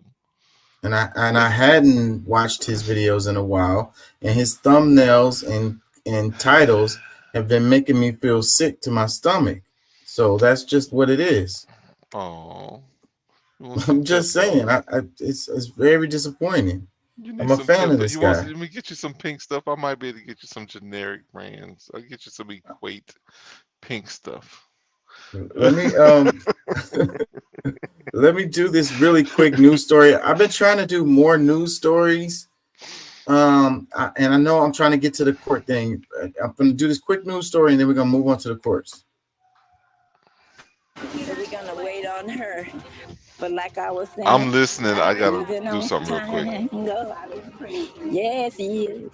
Developing right now at 6 o'clock, the family of the missing 12-year-old girl celebrating the news that she was found safe. Now the focus is shifting to a man that police arrested after he was found with the girl. Good evening, and thank you so much for joining us tonight. I'm Daniela Guzman. And I'm Keith Garvin. HPD says she was found in Columbus, Texas, which is roughly an hour and a half away from where she was last seen. KPRC2's Rowan Balogun is live in Missouri City, where the family awaits her return. Rowan. Keith, Daniela, first we want to share exactly how we are covering this moving forward. Out of an abundance of caution, we are no longer identifying the 12-year-old or using her image as we learn more about the investigation and the arrest of a 27-year-old man. 27-year-old Sir Terrion Preston arrested in Columbus. The police department sharing on Facebook he was found with the missing 12-year-old girl who triggered an Amber Alert this week. You got your baby. The sixth grader's family celebrating she was found safe. I've been waiting to see it. As the investigation continues, Jacqueline Oludo is with nonprofit No Traffic Zone. I would tell parents to do today is make sure that your child's phones, any digital devices are being tracked so that you understand the content and the people that they're talking to. And then I would sit down and I would have a really serious conversation with them. She recommends Bark, which monitors the content kids are seeing. The prices range from $6 a month to $40. You can use it on Apple and Android devices. A free option is Life 360, which tracks each family member's devices and allows parents to retrace where their child has visited. All of those apps are very important because they're going to notify you of what your child is doing. I like the phone where there's no internet because then your child can always be in contact with you, but they're not getting targeted by algorithms. They can't go on social media. Now, Jacqueline also recommends families coming up with a safe word or even an emoji to use in a group conversation or text message, alerting everyone that someone needs the other person's help. And Columbus.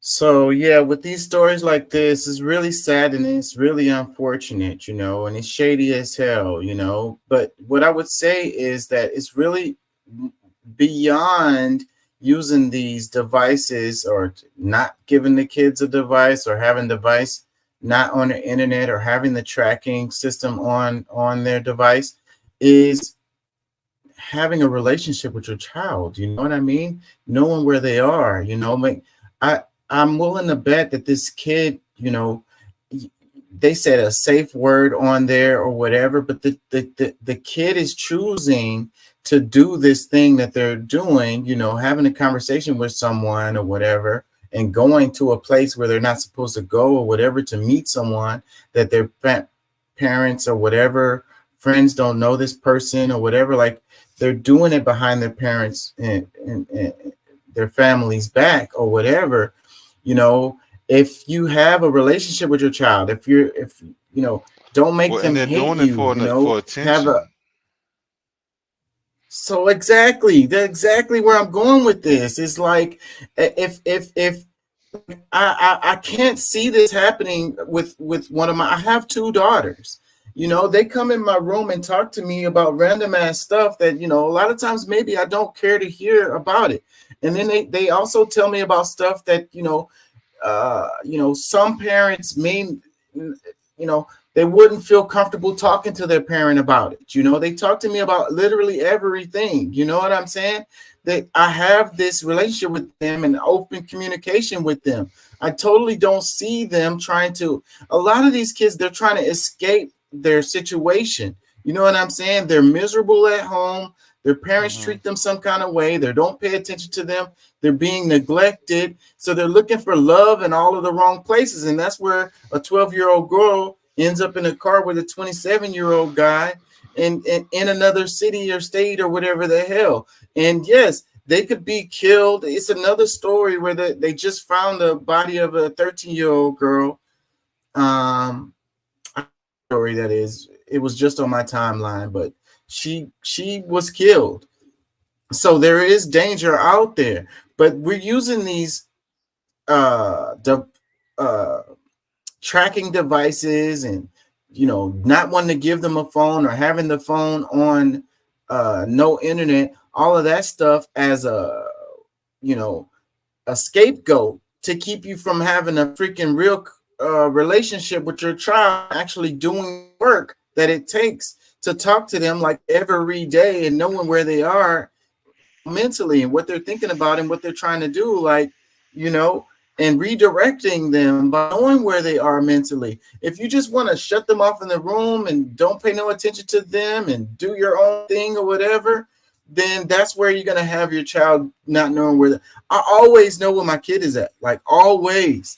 She knows even if she made a bad decision and ended up in a bad situation, she can call me and I'm coming. I'm not going to judge her. I'm not going to ask no questions. We're going to have a real conversation about it afterwards. But when she calls me and tells me she's in a situation, but I'm on my way.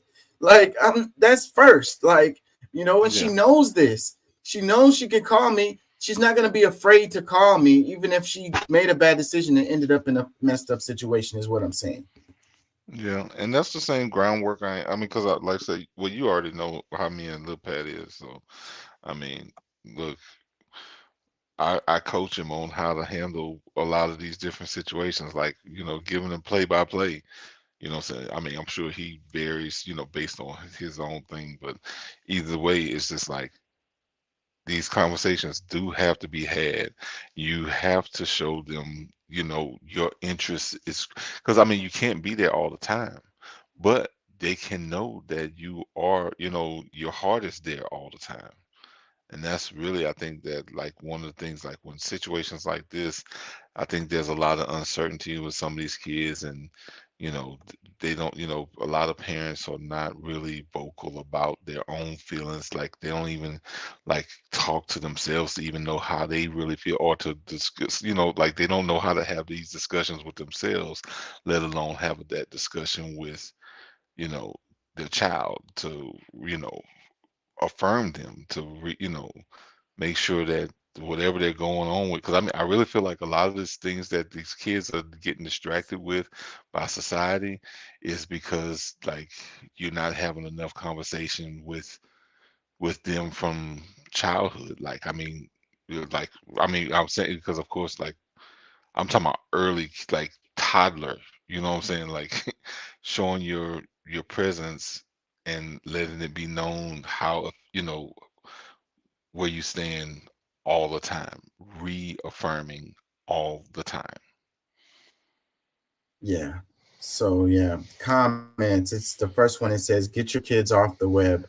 And it is dangerous. And I really hate TikTok because of the freaking mental impact it has on the children or whatever. But I don't agree with, just trying to keep them off the internet, because they're going to find a way. A lot of us think that we understand, what like, they understand the internet better than us. They understand all of this technology much better than us. So we think we know, but we don't. If you think you can keep your kids off the web, you can't. Yeah, no, well, you can, but you're probably hindering them more than you are helping them, because for one, like, the rest of the world is still going on and happening, and you don't want them to get to, because I've seen too many times when people who have been, like, let's just say, like, I'm gonna use the example of kids that go to private schools, that they're so out of touch of what the kids that go to public schools are engaging in, and conversations and this, whatever, to where that like they feel like they're missing out, and then as soon as they get a chance to They're get gonna in wow the these, F out. they And then they're not wild gonna out. know. They wild They're out. not I gonna have too know many what's friends. going on. They're gonna I have be. too many guys that I grew up with, or in my neighborhood that I grew up in, that went to private schools and didn't realize, how good they had it, and they thought that, okay, me going to the public school, oh, that was the cool thing, like that was, oh, they ain't going blah blah blah, and they had both their parents at home, and like supportive and this, that, and the other, and then they grow up and want to be drug dealers, or Yeah.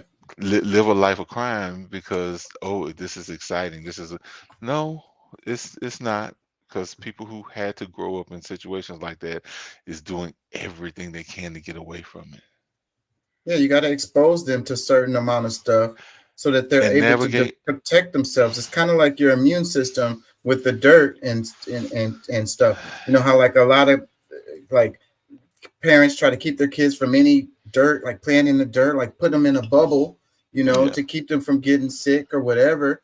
Mhm. But that's really making their immune system weaker because they're not exposed to those toxins or whatever, and their body hasn't had a chance to build Yeah. up the defenses to it. And it's same thing with your mind, and if you're not exposed to all of this stuff, like the ads, the attacking stuff, like how a lot of families just kick their kids out at 18 and now they got to pay their own bills and find their own way, and the world is just going to eat them up because they don't know all of this stuff that's coming at them. All of a sudden they don't know how to deal with it. They haven't built up the defenses. Like me and you, we had conversation before on the show about the scams. Like so much stuff is scams, and when you're younger you don't know that, and as you get older it's a scam because you've been through it before. Like Yeah, like they got look, you. I went through it enough. Like just trust me that when I tell you that this is not right, look, just please believe me. Like, Yeah, I we know can it sounds good and it yeah, seems legit. It's just I've been down this road, and whenever they use this particular set of words, it's pretty much 99% of the time gonna be a scam. So and save yourself the trouble. my whole point of what I was saying was mainly to say that you're better off, instead of trying to neglect them, get them to stay away from internet and this, that, and the other, is to teach them how to navigate certain things. Like, I Right. mean, there's things like you can teach them how, look, hey, this is incognito. Like, you can go on and they not know who you are. You can do, what I'm saying? Like, there's different things, as far as how to deal with people who try to, whether it comes to bullying or trying to persuade you for this, that, and the other. Like, give them the game. Like, and it's like, look, That's what I do. don't, what I'm saying? This is what's Let them know It's you ain't got no bitch in your heart. Like, what I'm saying? Like, look, and you done been through it, and you didn't see the streets, and you know what they're going. You know what's out there in the streets. So if they know what's out there in the streets, they're not going to be so like romanticized by it and want to be out there in it. It's like I'm gonna tell you exactly what it's going to be like, exactly. And these people that's out there in the streets don't want to be out there, bro. They all want to be in here where you at in this boring, stable situation. Let me read a couple more comments. It says, again, why is a kid allowed to leave at that time of night, parents? Good question. It says, lately seems like I've been getting an Amber Alert every day. I'm glad she was found safe. Yeah, man, these Amber Alerts, we get them so much they don't even have any impact. I just ignore them every time. I just assume it's the dad, and the mom is, called the police because the dad kept the kid over the amount of time he was supposed to, based on his child support. I mean, his the order related to, you have a specific time period where you have to drop the kid back off with the parent and all of that. And like, I swear to God, most of those cases, when it's a small baby, most of the time that is what it is. The mom is like the dad didn't bring the kid back in time, and I'm calling the police. well, And then you get an Amber Alert. It's like the kid is with his dad.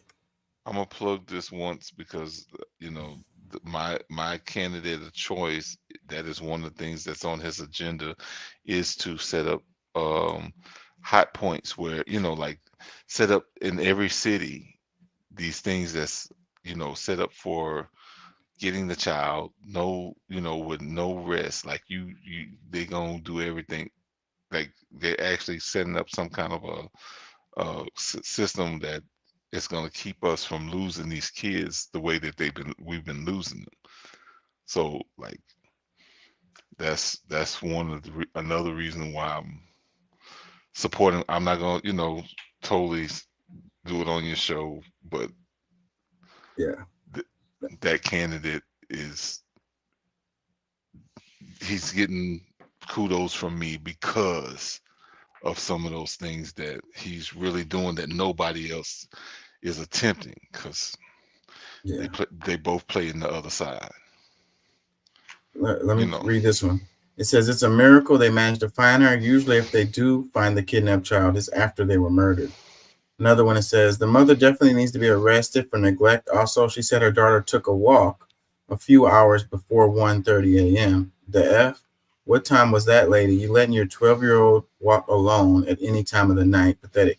And that's like what I was saying before about like actually having a relationship with your child and knowing what the hell they're up to. Like what is going on? Like what are you trying to do? Like what is going on? Shit, my kid knows. Like, I mean, of course he knows not. He ain't gonna ask, but he ain't even gonna attempt to do anything like that because, like, he know he's gonna have to deal with me, and like the actual dangers that could come along with that is not good enough. It's not worth risking. It's like he's smart enough to realize, like, Yeah, my kid ain't never snuck out of the house either. Like, they really want to go do a thing, then I'm gonna try to allow them, if I can, I'll take you to the place or whatever to do the thing, whatever. Like, I'm gonna be involved in it, so you don't have no reason to try to sneak out. Or hell no, you'll never be involved in that on my watch. Like there are like barriers they cannot cross. Like, I mean, look, it ain't no democracy at my house. It's dictatorship. And you can either roll with it, with what I'm saying, or you can roll with what I'm saying. Yeah, let's move on. I've been trying to get to this. So, like, the name of the show is How We Got Here and the significance of the courts. So, I want to start off with a little brief description of the way the power structure works in the United States. The three branches of government. The point is they supposed to check each other, to keep from one group, one branch of the government being or whatever, and being able to do whatever it wants or whatever. The three branches are supposed to work together and balance each other out. So it says the Constitution of the United States divides the federal government into three branches: legislative, executive, and judicial. This ensures that no individual or group will have too much power, like, let's say, the president in the executive branch. So, legislative branch, let's look at this right quick. It says this branch is made up of Congress, the Senate and House of Representatives, and special agencies and offices that provide support services to Congress. The legislative branch roles include drafting proposed laws, confirming or rejecting presidential nominations for head of federal agencies, federal judges, and the Supreme Court, having the authority to declare war. So those are supposed to be what the legislative branch is exclusively responsible for. So the executive branch, it says the executive branch key roles include the president is the head of state, leader of the federal government, and commander-in-chief of the United States Armed Forces. vice president. The vice president supports the president. If the president is unable to serve, the vice president becomes president. The vice president also provides over the U.S. Senate and breaks ties in Senate votes. The cabinet members serve as advisors to the president. They include the vice president, head of executive departments, and other high-ranking government officials. Cabinet members are nominated by the president and must be approved by the Senate. The executive branch also includes executive departments, independent agencies, and other boards, commissions, and committees.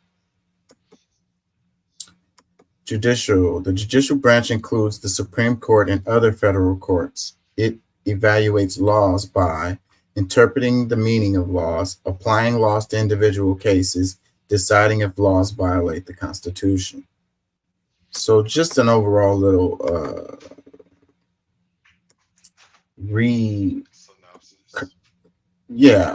the way the government is supposed to work, because I mean it's really simple, but sometimes we get lost in this stuff. So let's read this. It says how each branch of government provides checks and balances. The ability of each branch to respond to the actions of the other branch is the system of checks and balances. Each branch of government can change acts of the other branches. The president can veto legislation created by Congress. He or she also nominates heads of federal agencies and high court appointees. Congress confirms or rejects the president's nominees. It can also remove the president from office in exceptional circumstances. The justice of the Supreme Court, nominated by the president and confirmed by the Senate, can overturn unconstitutional law. So this is how each branch kind of checks each other. Like they can't do anything completely by themselves. They have to rely on the other branch to get things done. That's not 100% true. Well, what I mean is the way the system is supposed to work is another branch has to okay something that one other branch does. It has to be a certain parts of it, but not everything about their job. Like they can't not have full control over those other departments.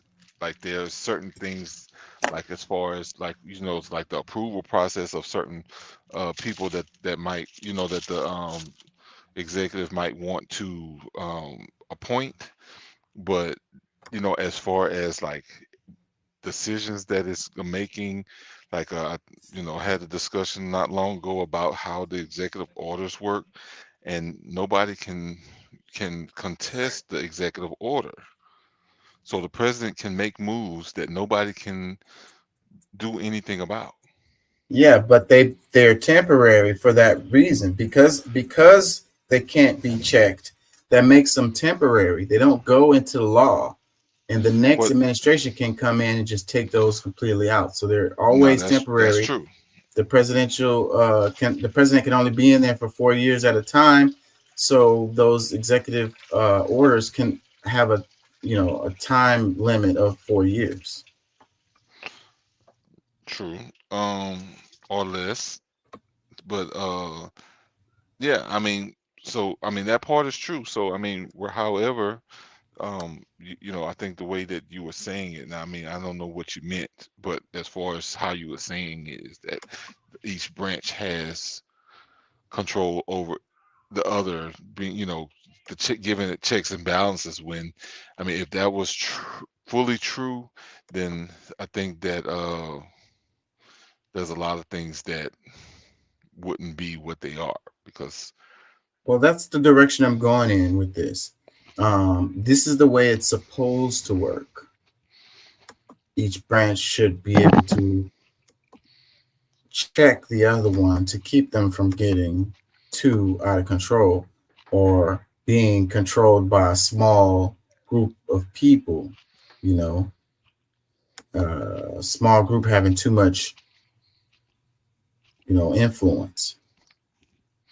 Well, I think that we would end up giving too much power to one of the entities at some point, because especially if you are on the ride of ideology with the that group that's in, higher numbers at the time, whoever the majority group is, and yeah, you'll, side with these people and allowing things to happen that should, or more than likely some things that should not happen. And I think that's also dangerous too. So you can't have full control. Neither one of them should have full control to be, because I mean, like I said, at some point, I mean, look at our government now. Like somebody's going to abuse that power at some point. They're going to always try to, I mean, because we complained when we said that the Republicans wouldn't let Obama do a lot of things.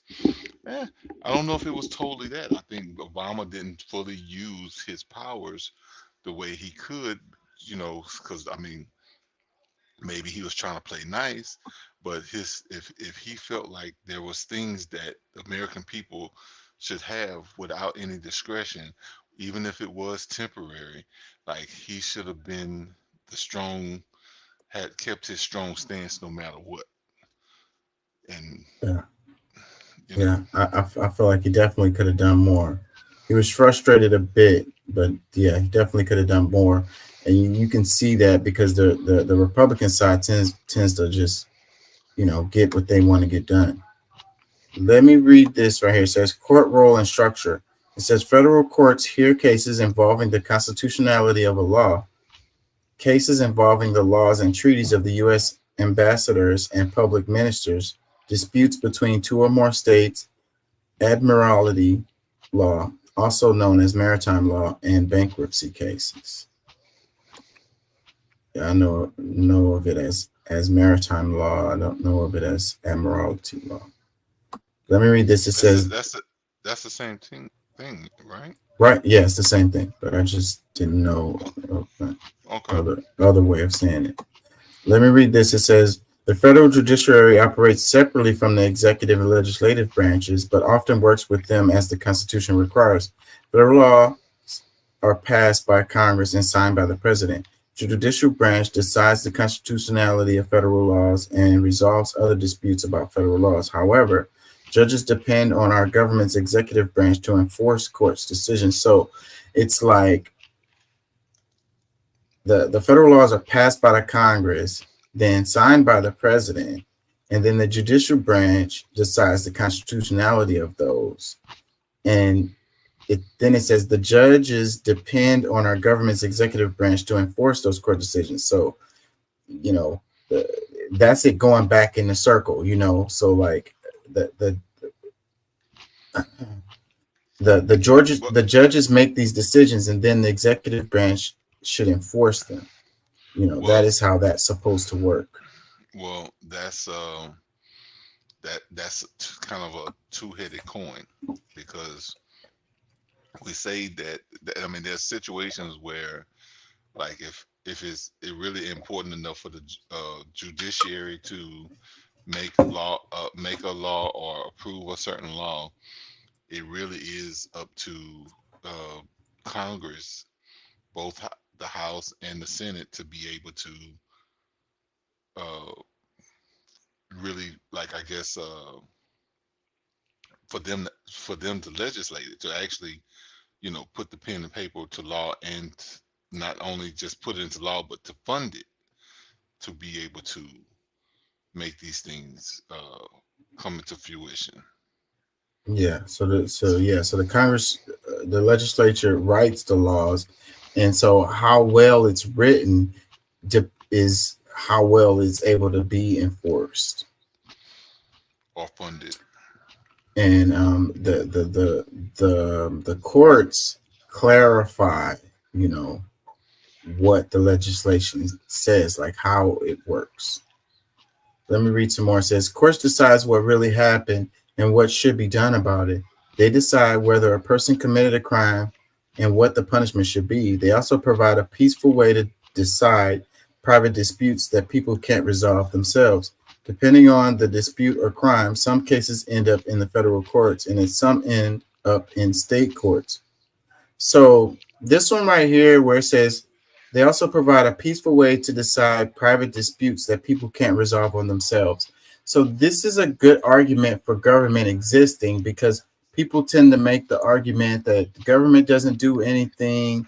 You know, we can just live our lives without the government or whatever. We don't need the government or whatever.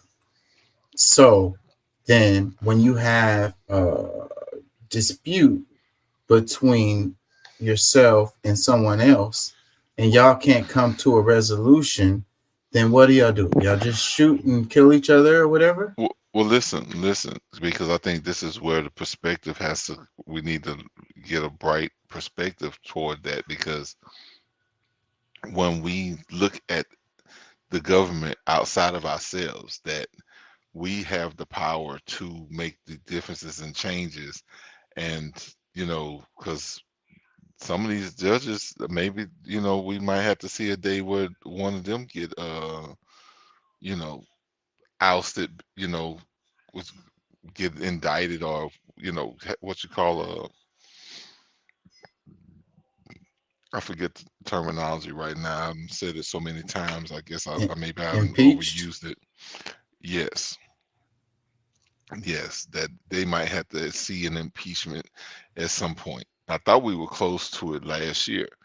You know, with all the talks that they were saying against Clarence Thomas. Thomas, yeah. So, you know, but either way, I think, you know, we do have to make our voice heard more than ever at this point in time, because like it's very evident that there's a lot of confusion between all of these, you know, these three different branches. So it's up to us to clean it up, not anybody else, because really they are an extension of us. They are who we've allowed to be there to do these jobs. And if they're not doing it right, if they're not, you know, upholding what we consider to be the American way, then and that's kind of where I'm heading. That's the direction I'm going in here. I don't want to jump the gun, but you know, certain things have happened, and what happens is people have their partisan politics where they just support their guy, they support their team, they support the R, they support the D's, no matter what the constitutionality of it or the fairness of it or the properness of it. You know, regardless, this is my team and I'm rolling with them. And that's what allows them to do things that they shouldn't be able to do, you know, because the people don't push back because it's their team. It's like, I don't want to say my team is doing something shady or whatever. I don't want to stop them from doing this thing because they're my team. And supposedly they're looking out for me or whatever, but they're getting out of hand. They're doing something that's above their power position, and you're allowing it because they're your team, and you don't want to like give the other team, you know, you're going to give the other team opportunities. Yeah, you're going to be, you know, you're going to be considered a traitor if you just, you know, point out truth. And, you know, like that's where, like, I know there's a lot of people that I know that they're changing. Some of them are changing, but on the Democratic side, that's one of the reasons why you said like it's not as attractive as it used to be, and people quickly and easily. I mean, there's still a bunch of people who are acting as if they don't see it, or maybe they don't. Maybe they really don't see it. But I think that some of the people who I talk to, that you know, they it's impossible for them to see. I think they're way too smart not to see it. So I still do question, you know, whether they're just going along with it because they've gone so long doing the same thing and they just have trouble changing. And like I said, I see it because I've lived it. I felt like I remember my transition. So it's kind of hard for me. People not pushing back is how we get to this point where a minority, an extreme minority, can have the power that they have right now today to get the things done that they want to get done, even though the majority of the people in the United States don't agree with these things. Well, see, and my biggest problem with the whole situation is that, Like I really feel like people have gotten afraid to dream, like really believe or like, have the dream of actually having a fair society, and they Right. just given up. Like they're like Yeah. I totally. think that's true. Yeah, I think a lot of us have given up that things are never gonna, improve. They're never gonna be fair. The corruption is too rampant. There's nothing you can do about it. You just look out for your friends and family and make as much money as you can and stay out the way.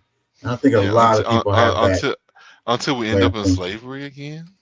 I know. I mean, it's gonna keep on going, and at some point, it's gonna land in your lap. So you have to fight, even if it does seem impossible. Let me read another part right here. It says Supreme Court. The Supreme Court is the highest court in the United States. Article 3 of the U.S. Constitution created the Supreme Court and authorized Congress to pass laws establishing a system of lower courts. In the federal court system, present form, 94th district level trial courts and 13 courts of appeals sit below the Supreme Court. I'm just doing like a structure here because it's going to make sense in a few minutes when I go to this video. It says Court of Appeals. There are 13 appellate courts that sit below the U.S. Supreme Court, and they are called the U.S. Court of Appeals. 94 federal judicial districts are organized into 12 regional circuits, each of which has a court of appeals. The appellate court's task is to determine whether or not the law was applied correctly in the trial court. Appeals courts consist of 3 judges and do not use a jury.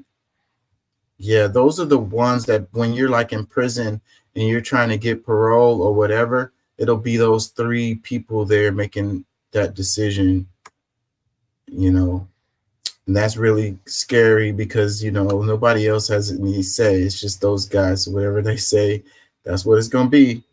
It says a court of appeals hears challenges to district court decisions from courts located within its circuit, as well as appeals from decisions of federal administrative agencies.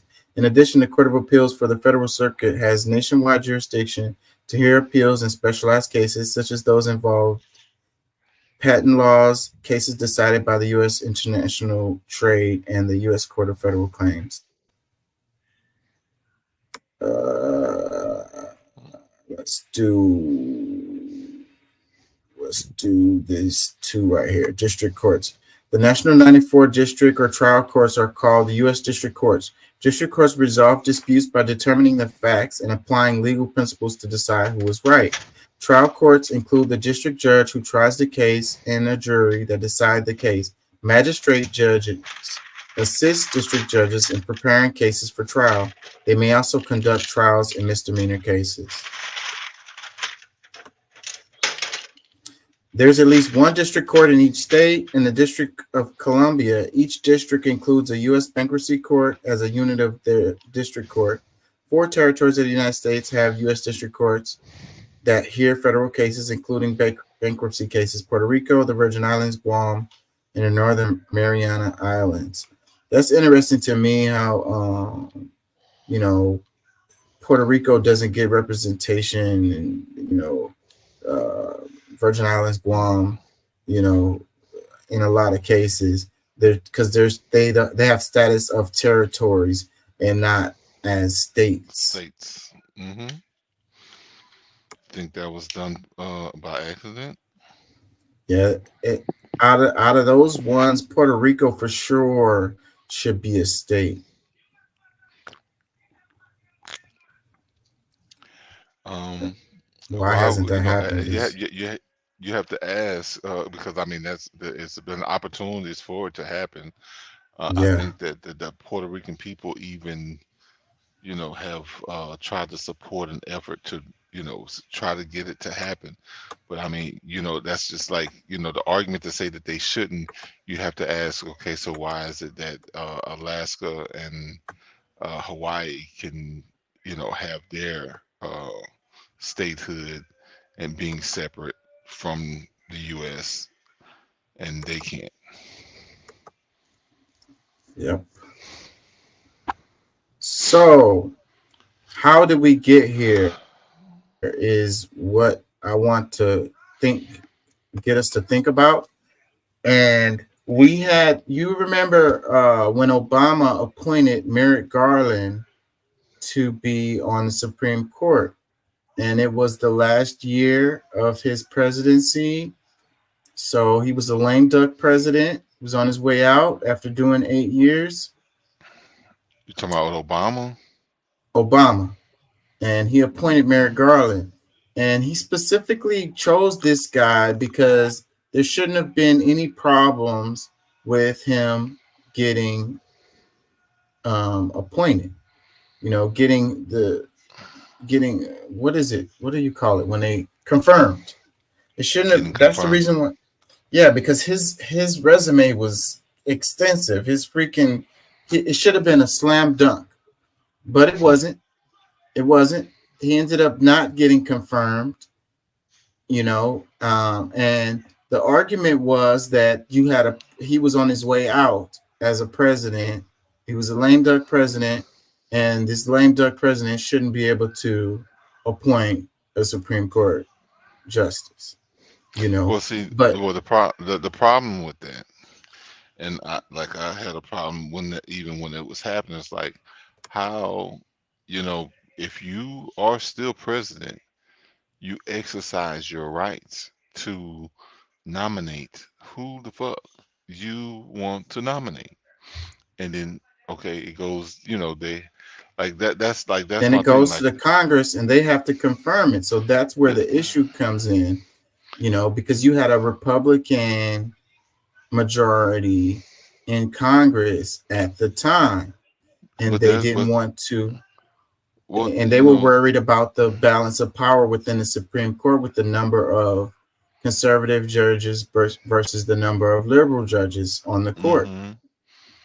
Yes, but right. At the same time, but see, they allowed, you know, the Republicans at the time, you know, this, because see, my thing is more so with the executive branch is that they have certain powers, and you know, it's good to respect the other branches, but at the same time, you know, they're doing things for their own reasoning. If you really feel that strongly about what's going on, like, don't let them don't use the excuse that, oh, they wouldn't let me.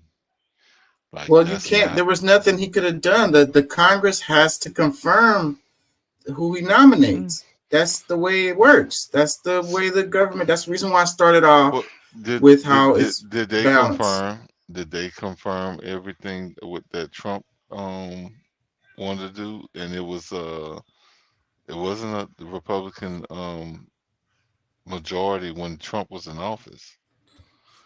And I mean, maybe the first 2 years. Yeah, I think it. No. Yeah, it was. No, at the beginning it was. No, but no. It was the same. No, it was the same power that shifted from Obama that was still in there.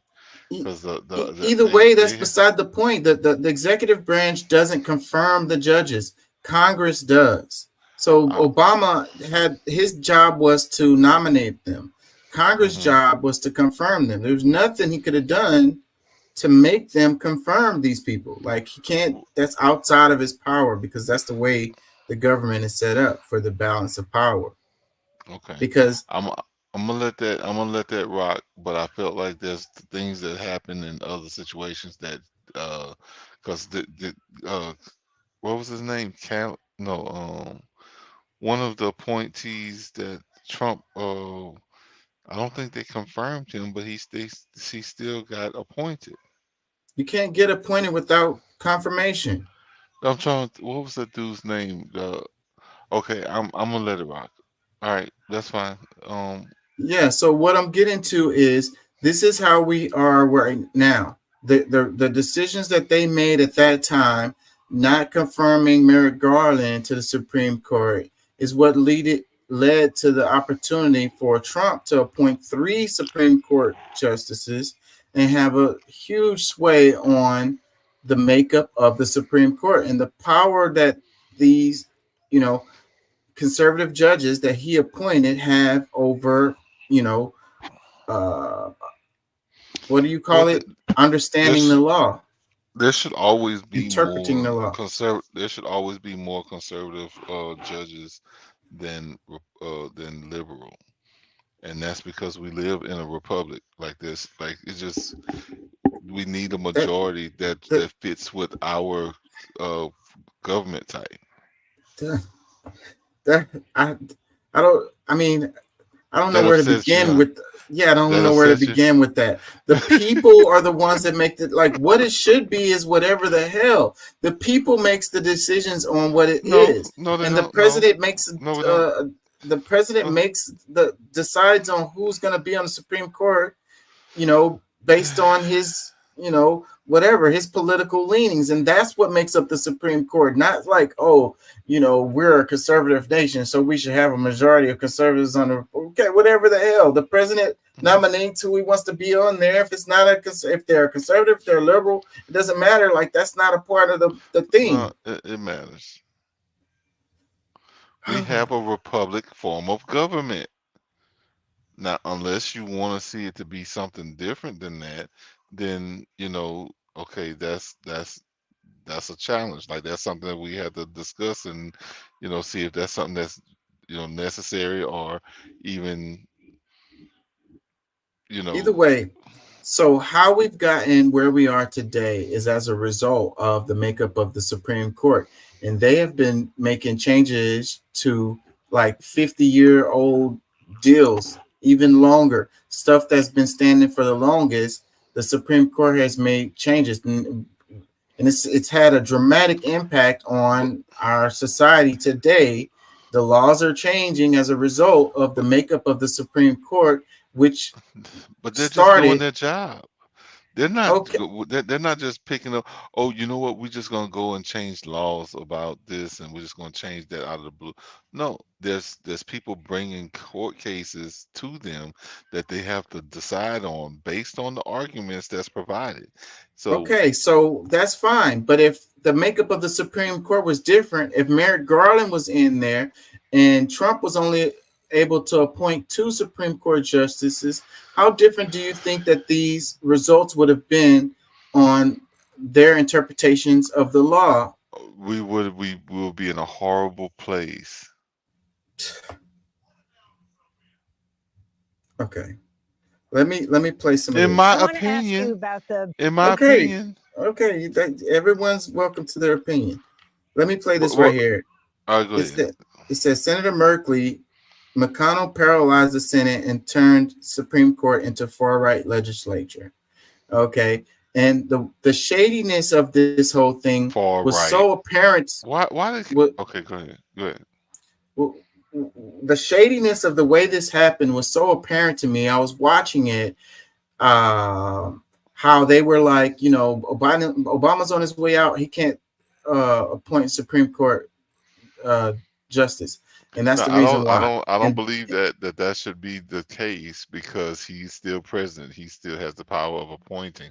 Now, using that as an excuse because yes, they could go and not confirm the person for whatever those reasons might be, but at the same time, like using that as that's a lame duck excuse. That's some bullshit just to say, oh, that's whatever. some straight up bullshit. And then they don't even believe in it. I know because they're politicians. And then they turned around and did the exact same thing when Trump was president. He was on his way out, and Trump appointed a Supreme Court justice, and they got confirmed. Oh, Let me play this. So what? Why didn't the Democrats? Because see, the Democrats wanted it too, and that's the part that I think people will be forgetting is like they're making it seem like like we're the ones that's at more odds than they are down there. Like they all get along, they all and they play along to get along. It's like, all right, oh, what's my role? Wait a minute, tell me my lines. Like, oh, you got it written down for me already? I don't disagree with that. It's good cop, bad cop, and the American people tend to be the ones who lose as a result. So I don't disagree with that. The Democrats get paid to lose. Like that's what they do. Let's play this. Breaking news yesterday about Senator McConnell stepping down as the Republican leader of the Senate, a position he has held longer than any senator in history. Yeah, so McConnell is on his way out. He's not going to run for re-election, and he's no longer going to be the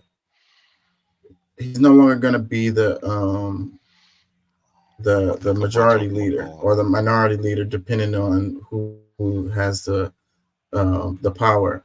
Yeah, and he's pretty old, and it's like it's probably the right He should have been gone a long thing time to do. ago. Just think, Yeah, it's funny. but just think about just think about this, because when you say, you know, the same scenario about you know, the Supreme Court, and if it had Maryland or whatever Garland, whatever his name is, the Merrick guy Garland. yes, Garland. Let's just say if your boy here had been gone 3 sessions ago, like they must like have nobody running for his statehood, like for his state to change the hands of that seat, because he's horrible. Like, and he's not even loyal to anyone. Like, it'll change. He's loyal enough to the Republicans. He's the main reason why Trump was able to appoint those 3 judges, and that's the point of this video right here. And that's why they're starting off with McConnell and the impact that he's had on the Supreme Court. Well, I tell you what, because that move was good, because if we had the leadership or had the majority Democrat in the Supreme Court, it's no telling what kind of stuff would be happening. Like the way that the like the laws would have changed just because of the ideology that these people have. Yeah, well, the way it's supposed to work is the presidents appoint the judges, and the makeup of the Supreme Court would be different right now today, had they not did what they did in a really shady ass way. And so these people were playing the long game. They were, a lot of this stuff they were trying to do a long time ago, and now they have the opportunity to get it done. And McConnell was the one who, you know, pretty much he had the most influence over making it happen. So you want to call him a rhino, all good, but he did the most work for them. A selective rhino. He's a selective rhino, because I think there's a lot of times he got done what they've been trying to get done for decades. He got it done. Okay, but I think that's with the check behind it. It depends on the situation. Like that's how a lot of them rock. That okay, you know, look, I don't necessarily believe that way, but I hadn't seen, you know, I don't. If maybe I could see it a different way if I had a check that said, you know, $3 million or $30 million or whatever that number might be at the time. He's going to step down next November in a move that's expected to strengthen Trump's control of the Republican Party, served 17 years as Republican leader. I wanted to talk about his record. He said he plans to finish as senator. During his leadership, McConnell successfully blocked voting on Democratic bills from gun control to election integrity, ramming through Republican priorities, including Trump's $2 trillion tax cuts for corporations and the wealthiest Americans, helped Trump stack federal courts with far-right judges, reverse the 60-vote threshold for confirming Supreme Court justices, allowing Trump to install 3 right-wing justices on the bench a few years after stonewalling President Obama's Supreme Court justice pick. So that part about the number of changing the rule that, you know, you need 60 votes to confirm. Let me take that back. That was very, very consequential. They wouldn't have been able to do it without that.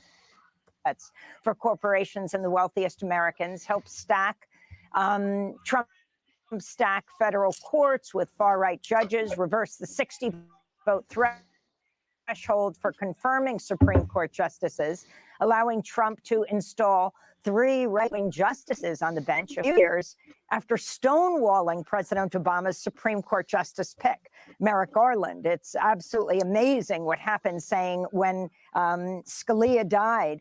I want to play a clip of McConnell himself talking about why Merrick Garland would not be able to have a hearing before the election the following November. It's been more than 80 years since a Supreme Court vacancy arose and was filled in a presidential election year. And that, Mr. President, was when the Senate majority and the president were from the same political party. The same political party. It's been 80 years. Since we have divided government today, it means we have to look back almost 130 years to the last time a nominee was confirmed in similar circumstances. That's back when politicians like mugwumps were debating policies like free silver, and a guy named Grover ran the country. Think about that. As senators, it leaves us with a choice. Will we allow the people to continue deciding who will nominate the next justice, or will we empower a lame duck president to make that decision on his way out the door? Okay, now what a load of crap this guy was saying. Are we going to allow the American people to choose who's going to be on the Supreme Court justice, or are we going to allow a lame duck president to choose who's going to be on the Supreme Court? Like, okay, the executive branch is the one that makes the appoints who's going to be on the Supreme Court, and the American people votes for who's going to be the president.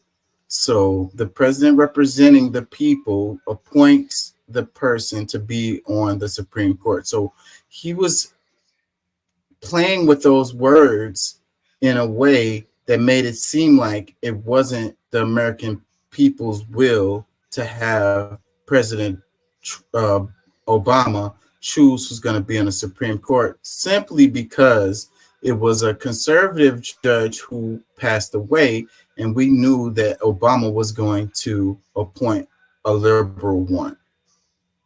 Comments?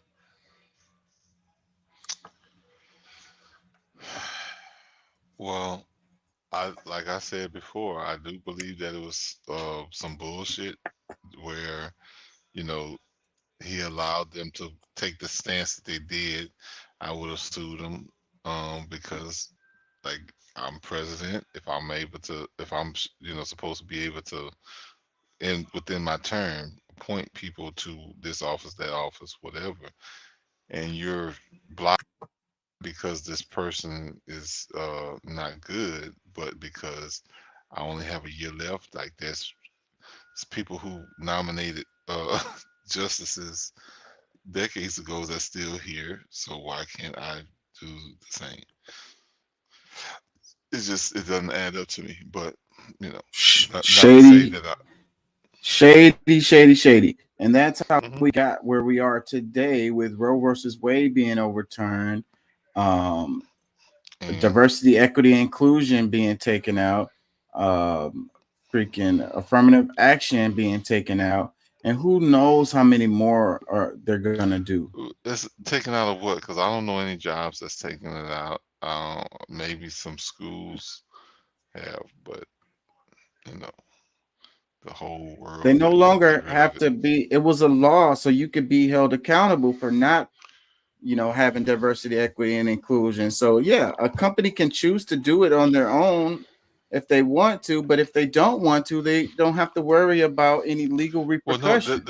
Well, no, now if I'm not mistaken, the whole idea was like this was so that you know, for schools. This is mostly for schools because it's supposed to be by merit. If you know, a better student. It's not just schools, it's jobs, it's everything. It's literally everything. It impacts everything. I mean, I hear you. I haven't seen the evidence of it, but I'm just telling you that I remember it being mostly because of, you know, being able to put that, doing that in schools. Well, and I saw a post recently where they were like, Florida universities close the diversity, equity, and inclusion office and lays off all of the people who worked in that office or whatever. And I saw that multiple times, and I was thinking about it, and I was like, they did the same thing here in Texas, because at my school, University of Houston, they did the same thing. They closed the diversity, equity, and inclusion office, and all the people that work there no longer work there. So, and they did that months ago. So it's weird to me how Florida gets, you know, the one that they want to cover in the media about this stuff, when you have other states that's doing the same thing, but Florida gets to be the poster child of it. You know, shady things happen in Florida, especially related to education, but that's not the only state, is what I'm trying to say. Is that, you know, it's weird that I don't see any media covering Texas doing the exact same thing. It's part of the narrative of Florida that the media likes to keep on going and saying. But it's not just Florida, it's Texas, it's other states too, doing the exact same thing. That was 2016. Meanwhile, September 2020, Senate Democrats slammed Senate Majority Leader McConnell for rushing to fill Justice Ruth Bader Ginsburg's seat so close to the November election, holding hearings on the nomination of the conservative federal judge Amy Coney Barrett. When early voting had already begun in some states, she was confirmed a week before Biden's election. Senator Merkley, your assessment of McConnell's tenure?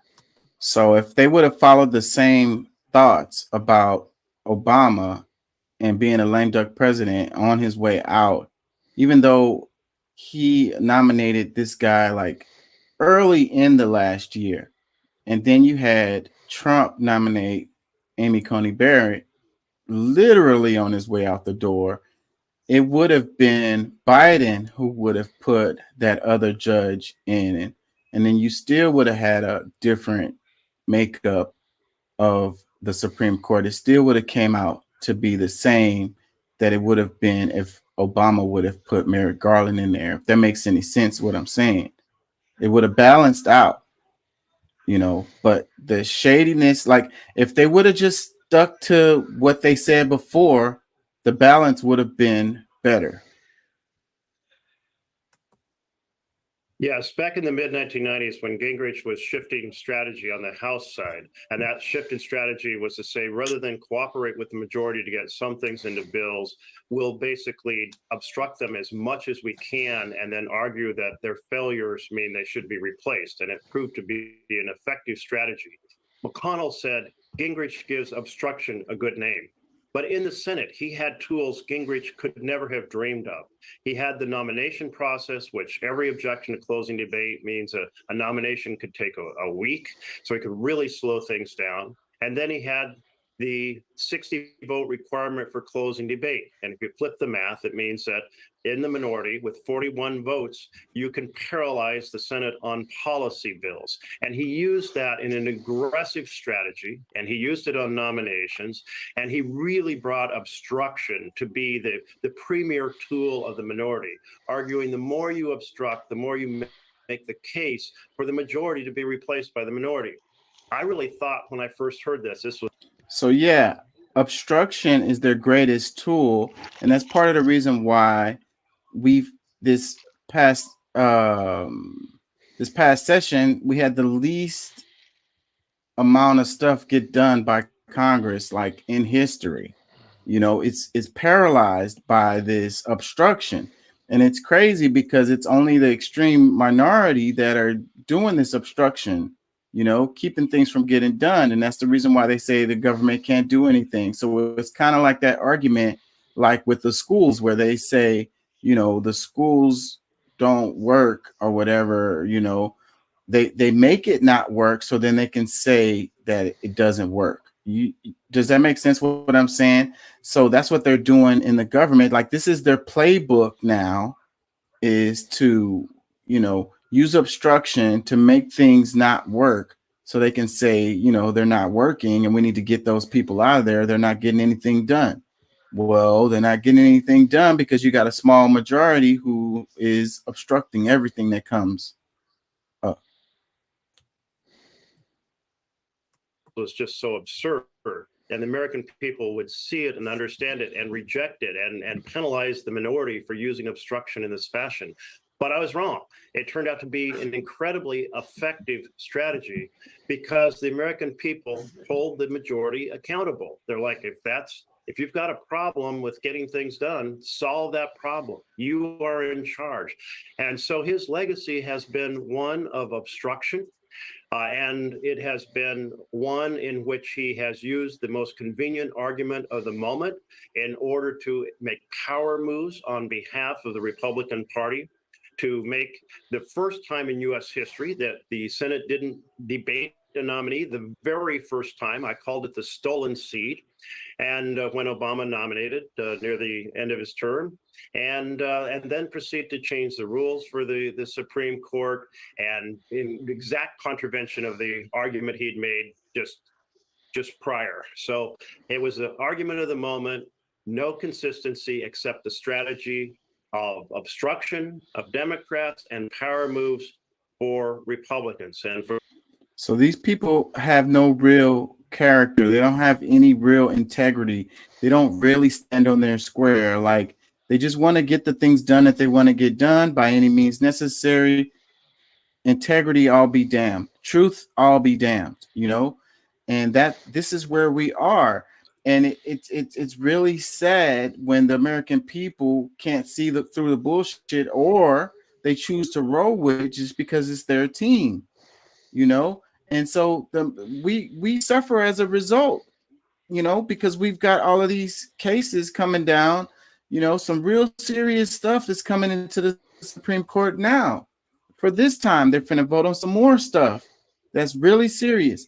And the impact of this stuff is going to be 50 years down the line, as far as like how long it's going to go and how can it be undone, you know, maybe even longer, because these Supreme Court justices, they don't have an expiration date. They basically die to lose their seat. Like, you know, they that's another problem. Like I think if like how they changed the rules about the number of people that it takes to confirm a Supreme Court justice, they need to change the rules related to how long a Supreme Court justice stays in there. Like, they're in there indefinitely. I guess term laws, and also I guess you can be even if you I guess they have to be replaced, but no, I agree with that. You know, not with just the judicial, but even legislative as well. Like, I think that they should be pushed out. Or, I mean, there's no maximum. Like, you can just go back and serve again. No, I don't think that's right. And that's how this is how we got where we are today. And I don't think people realize the significance of this and how much the legacy of Trump's first term is the courts. His 3 Supreme Court justices that he put on there, and the hundreds of judges was appointed in smaller courts across the nation. This dude has had a major impact on the judicial branch of government. So you have these Make America Great ultra conservatives in charge across the nation in the judicial branch of the government.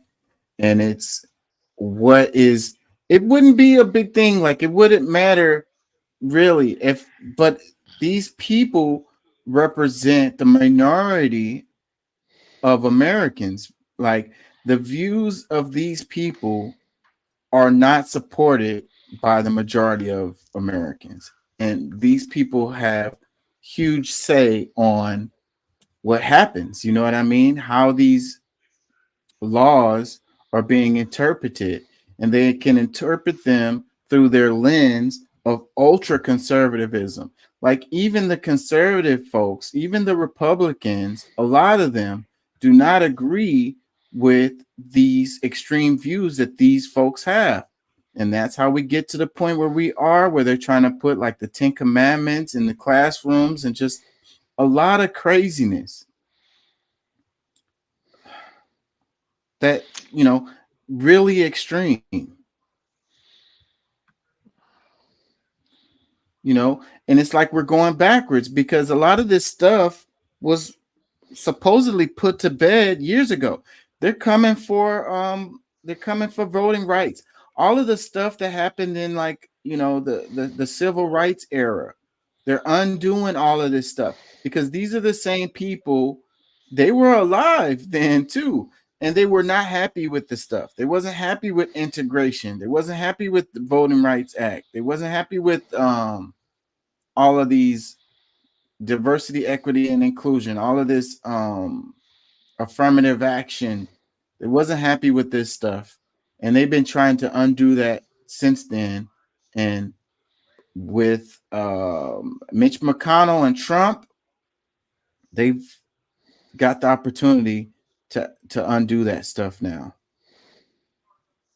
And so the impact on the American people, the impact of on our government, the impact on like how things work now, you know, the direction that we're going in is as a result of this stuff. That's the reason why I wanted to cover this, because I really don't think people understand the significance of this. Like all the stuff that's going on in the news, what, you know, most people are fighting against, you know, that they don't agree with, is as a result of this stuff.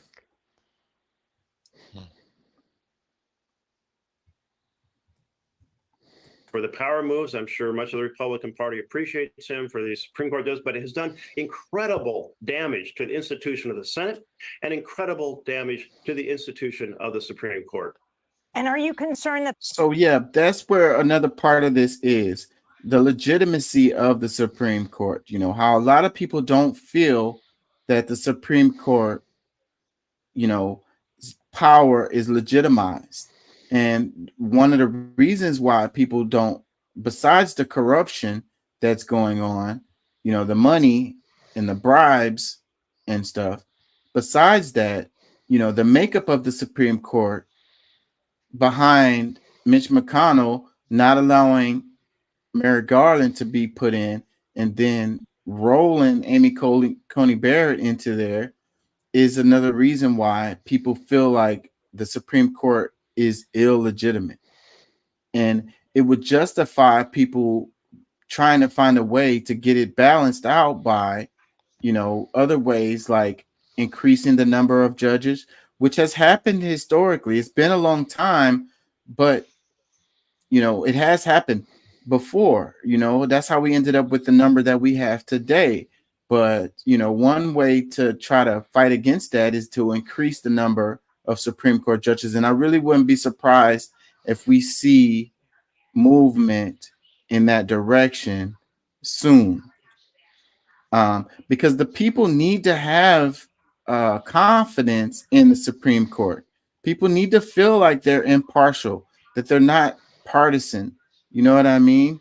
That they're actually making decisions based on, you know, the Constitution, based on the law, and not based on their own personal religious beliefs. You know, if people don't feel like the courts are legitimate, then why follow any laws at all? Because you feel like the laws are unjust and don't represent the will of the people. So that's where you get to this point where you can lead to like total chaos, Mad Max. Why follow the law? Why pay your taxes if you have a bunch of people who don't pay their taxes?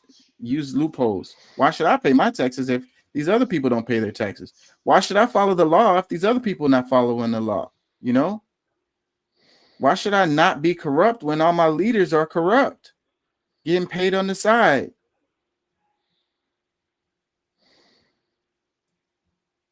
that the person who replaces him will be even more extreme. Word is it's going to be one of the three Johns who always stand behind him. Senators John Thune of South Dakota, John Cornyn of Texas, and John Barrasso, perhaps the most MAGA of Wyoming.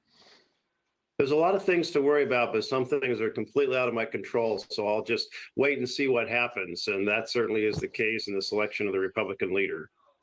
We're speaking with Democratic Senator Jeff Merkley, who's authored a new book with his chief of staff titled Filibustered: How to Fix the Broken Senate and Save America. This is Senator Merkley holding a filibuster-like session overnight back in 2017, speaking for more than 15 hours in protest of the Supreme Court Justice Neil Gorsuch's nomination.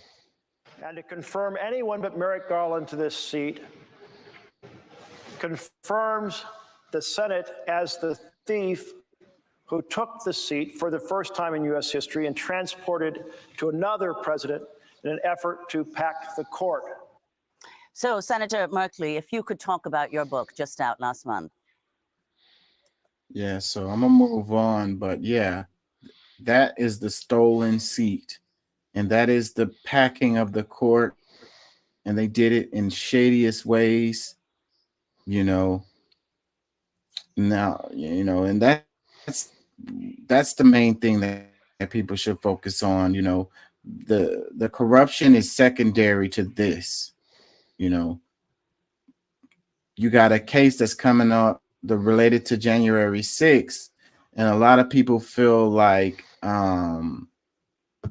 Clarence Thomas should recluse himself from that particular case because his wife is connected to that case.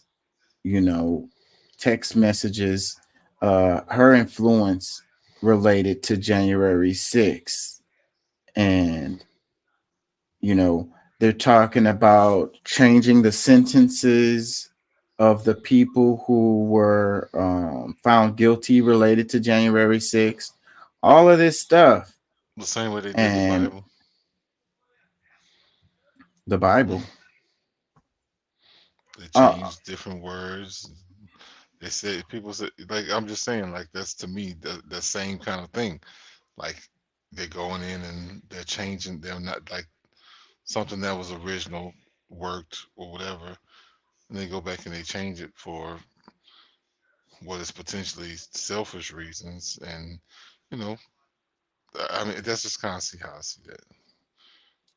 Yeah, well, I think that case related to January 6th, Clarence Thomas should recluse himself, but he's not. And because you know, the results of it is probably would be changed without his vote. January 6th. Yeah, there's a case coming up to Supreme Court related to January 6th. Why should he recuse himself? I don't understand. Why should he recuse himself? Because of his wife and her impact and involvement in January 6th. I don't think it's the same thing, but okay. Let's read a couple comments. It says, he and Graham are a disgrace. Another one that says, good riddance, Mitch, you should have been gone. Another one that says, the president can only serve 2 terms. I believe there should be term limits for all branches of government and judicial systems. So yeah, and earlier you was talking about how long Mitch McConnell has been in there, and you were saying that, you know what, his people don't have another choice to choose from. But it's just the kind of the way it goes. The incumbent always has an advantage, especially in those Senate seats. You know, once you win, then now you've been in there.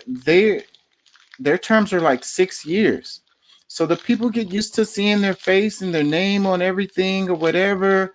And, you know, when the election comes back around, they just automatically vote for the incumbent. So once you become a senator, a familiar name, that's why I think a lot of people go by as name recognition. So you have a very good chance of continually getting reelected. Look at what's his name, the dude from Texas, Cruz. I think a lot of people here in Texas don't really like Cruz, but he keeps on getting reelected. He's been in there for a minute. Well, I think he keeps getting reelected, not because I mean there's enough people that do know about him, and realize like they can go and check his record and it's been consistent. Like that's one of the things that people overlook. I mean, he's an asshole maybe, but at the same time, like he votes and he stands on what he's always stood on. There ain't no shaky, rocky position between I think it him. has more to do with the way the system works. You know, a minority of people can get this guy in, you know, over the majority, and it just works, especially here in a state like Texas, where you know it's like a religion to be Republican. Like you can't vote against the Republicans here in Texas. Your family is gonna oust you. It's just the way it works, you know, and whether they agree with him or not, whether they like him or not, whether they agree with the I like policies that that he system. has or not. It's terrible. It's terrible, especially when you have these rural areas, because see, Texas is such a huge state. You know, the rural areas in the state have as much power as the majority of people who live in the big cities. city. And I think it should be that way. That's the balance of power is off when you got somebody who lives in a freaking barn has more power than the whole city of Houston, where there's millions of people. No, the same power as Houston, not more. Yeah, well, that's that doesn't balance out. You know what I mean? No, it shouldn't does. be. You don't agree with it, but it does balance out. That's It why doesn't. Republicans it balances out. It doesn't. When one guy's the vote in the middle of nowhere in Texas has more power than 1 million people in the city, that's not right. That's right. Because you shouldn't allow a big city to, just because it's a big city, to be able to overpower the wants and needs of the people of their you know, the constituents in their areas. Like it's fair. Like it's really is. Like Not but you fair. just Those you don't people are like it. they're the minority of the people. Like it's crazy because you know Texas is a red state because of those rural areas, and the people in the cities tend to be Democratic. You know, But that's the Democrat part ran. exactly. That's the part that you don't like. That's the part you can't get over, is the fact you just don't like it. But it is fair. Because it's just because you a big city doesn't mean that you know better than the people who, like, you got more right over where you live, but you shouldn't have more right over where other people live. Well, those people in the rural areas have right over the city, the people that's in the cities. So your argument don't work with that. They don't know about the city. They don't know about the people that over here. They don't know about my life. Just get along with the program. Conservatives are better people. Okay. Like you need to get on the right train, and like stop, keep, you know, you like, you know, you're on the wrong train, but you keep riding the one because you done got comfortable there. Yeah. Let's read some more comments. It says, Mitch, leave now. We're sick of him. Another one that says, Mitch McConnell needs to step down now. Don't wait till next year. November is one of the worst senator. So him stepping down now wouldn't mean anything anyways. I mean, they still have to have an election this year to cover. Yeah, but still, it's the end of the year is when it's going to happen. But it wouldn't even matter. It still has to be an election. So him stepping down now wouldn't make any difference. Exactly. And like the majority, like the thing is giving people time to realize, all right, look, don't vote for me. Don't put me in again for the 30th time. And I want to mention again, it's voting day on Tuesday here in Texas. So, you know, if you want to have an impact, you want to do something, go out there. And these are the times where you want to vote. The presidential election doesn't have as much impact on your life as the local elections do. You know, the media likes to cover. Isn't it for the primaries of the presidential? There's voted for Tuesday. Yeah, there's lots of other races that are going on. Lots of other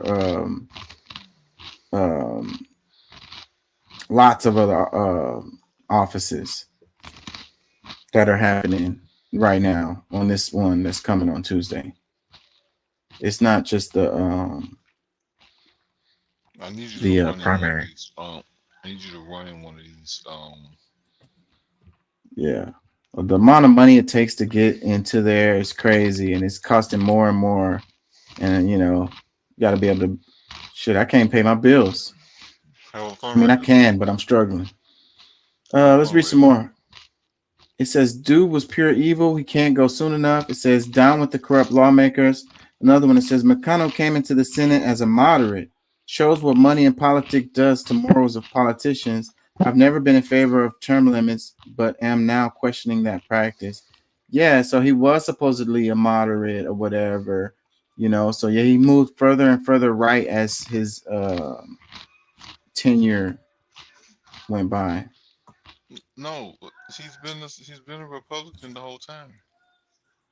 Yeah, he was. You can be a Republican and be a moderate Republican. No, I know that. That's why I'm like, okay, because it sounds like you're saying like he moved more and more right, but I don't believe he has. Like, he's so flip-floppy. He clearly has moved. He's clearly moved further and further to the right during his tenure. I think that y'all feel like that because the liberals have moved so far left. They're so extreme left that it seems that they are way more far right than before. Like there's a lot, like if you say go back to the 90s, there's a lot more Democrats that would agree more with the Republican style of today. Yeah, well, like President Clinton wasn't very liberal. He easily could have ran as a Republican. So I see the same about Bush. Bush wasn't really so conservative. He was more liberal. And Obama was just like him. Oh, but let me do. Together. Yeah, I agree. Bush and Obama had a lot in common.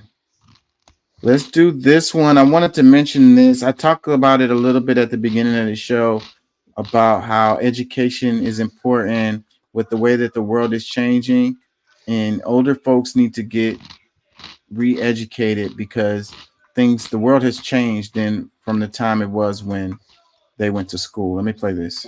From Singapore, a tech company which is already changing the world, a tech company called OpenAI, which brought you ChatGPT not too long ago.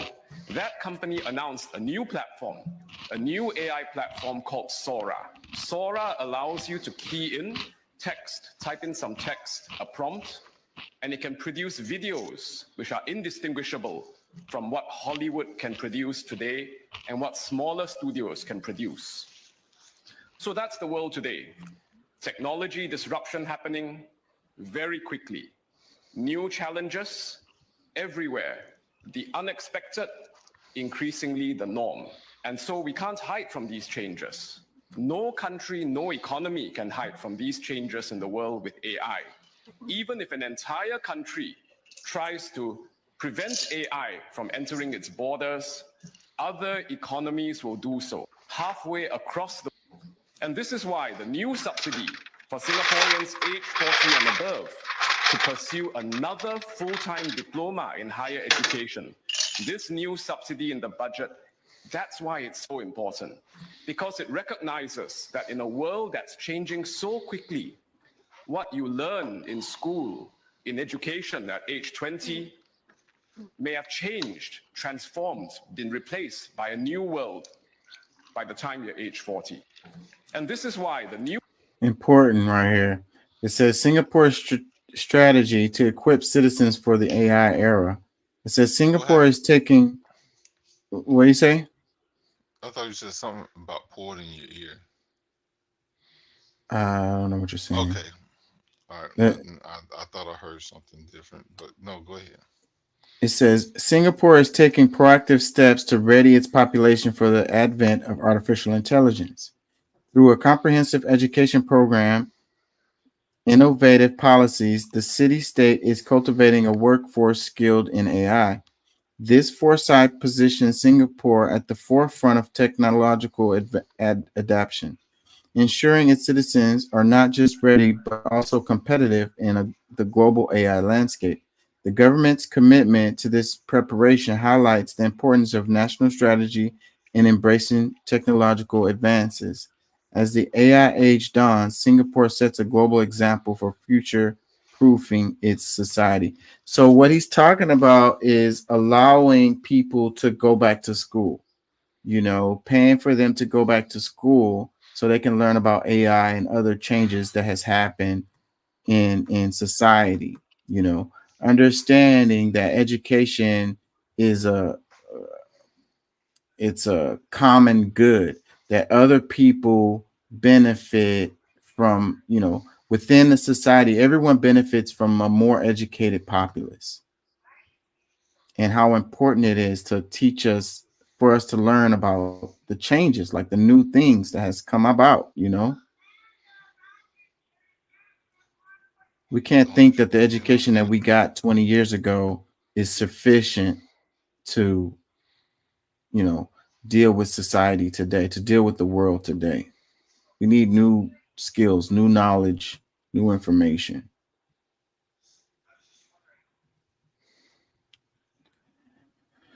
It says, but if all jobs are going to get wiped out by AI, what will they be studying in the schools? The principles of unemployment?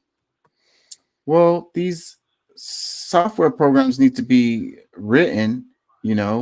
AI is not going to take all the jobs.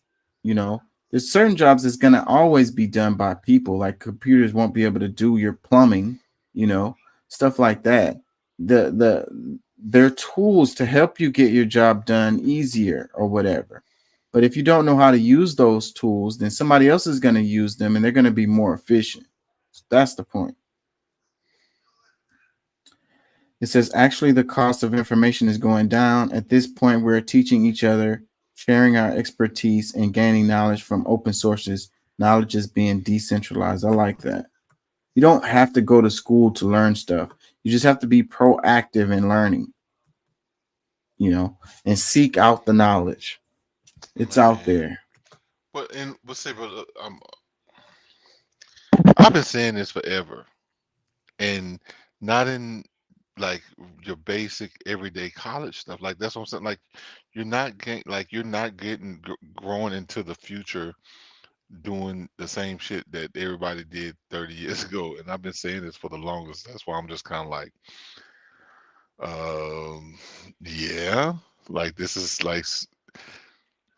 conversations that's been happening on the conservative side for a long time, because we're really paying attention to the world. Like we're not just now catching up and saying, "Hey, we got to do something." No, no. In the moment, we're in the moment. We're dealing with things now, not last week, not last year, not today. Well, I guess you could say today, but like in the second. But but yeah, that's true. But college is, you can have some of these things in college, but those are still, for the most part, not all totally. I don't want you to get, feeling some kind of way, but those are indoctrination camps. They're only teaching you what they want you to teach you. Those are training centers for you to do things that they want you to get done.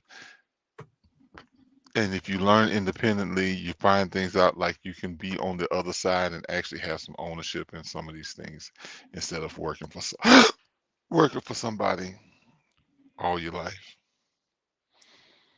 Let me read this. It says, moving on. It says prisons have been shutting down in the Netherlands due to lack of criminals. It says the Netherlands successfully guides people away from criminal justice system by arranging distraction and rehab programs. Low reoffending rates are as a result of community-based punishment policies that arrange skill development for prisoners and use tracking devices.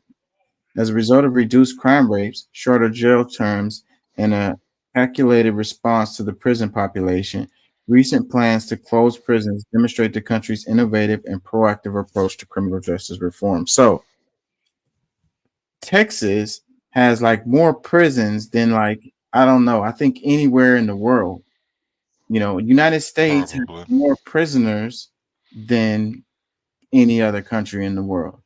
You know, Yep. we our prisons are overcrowded and we can't build prisons fast enough.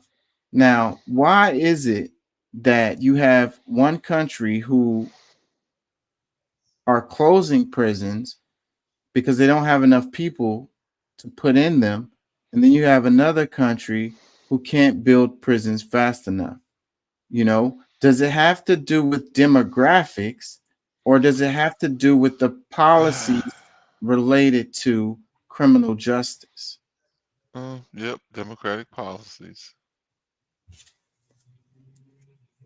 What are you saying? Explain.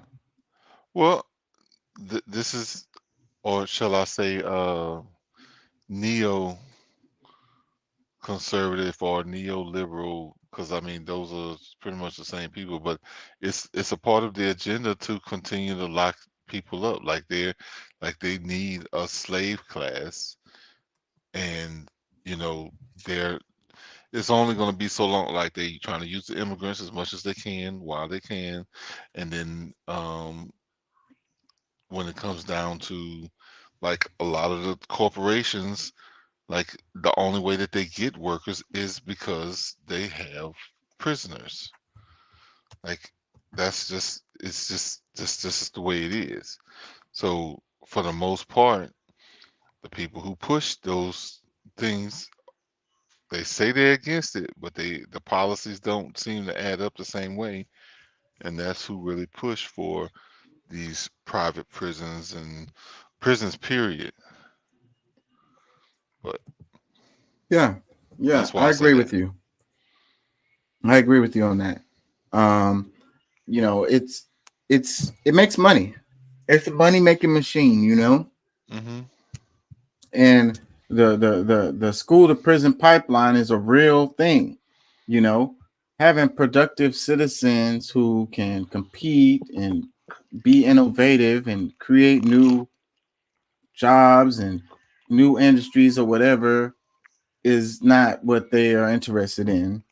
You know, they are more interested in creating more prisoners because they guaranteed money off of that, and they don't want competition. They don't want people to know stuff. You know, then they can just feed them propaganda and lead them down the road in whatever direction they want to and do whatever they want to. I don't know anybody that really wants competition. Now, there's a bunch of people that will welcome it. They accept that, you know, that's what it is. Nobody wants competition. Like people want to win. They want to be able to do it on their own terms. But if you got to compete, that means that you're gonna have to, you know, deal with whatever your counterpart, the business that you're in competition with is gonna have to battle it out on, you know, the market share. Well, competition, I could see how a child would not want to have any competition, but competition is good. It makes you better. It makes you stronger. It makes you smarter. It makes you faster. You know, it also makes better products and services for the people. You know, it gives consumers better choices. I believe that, It, but it, I don't believe that you believe that. it also makes the economy stronger. It makes the economy, you know, able to deal with adversity and situations because someone can pick up the ball and take it across the finish line. But you know, if you only have one or two companies in each sector, one of them falls down, then now we don't have any baby formula or something. We don't have any more pork or cows Thank or God. whatever the hell. Thank God to both of those first things you said. No more baby formula and no more pigs like pork. Oh wow, That's a great beginning. It's A great what I'm start. talking about is the viability of the of you know of the system. You know, the healthiness of the economy. You know, competition makes the economy healthy and able to deal with adversity.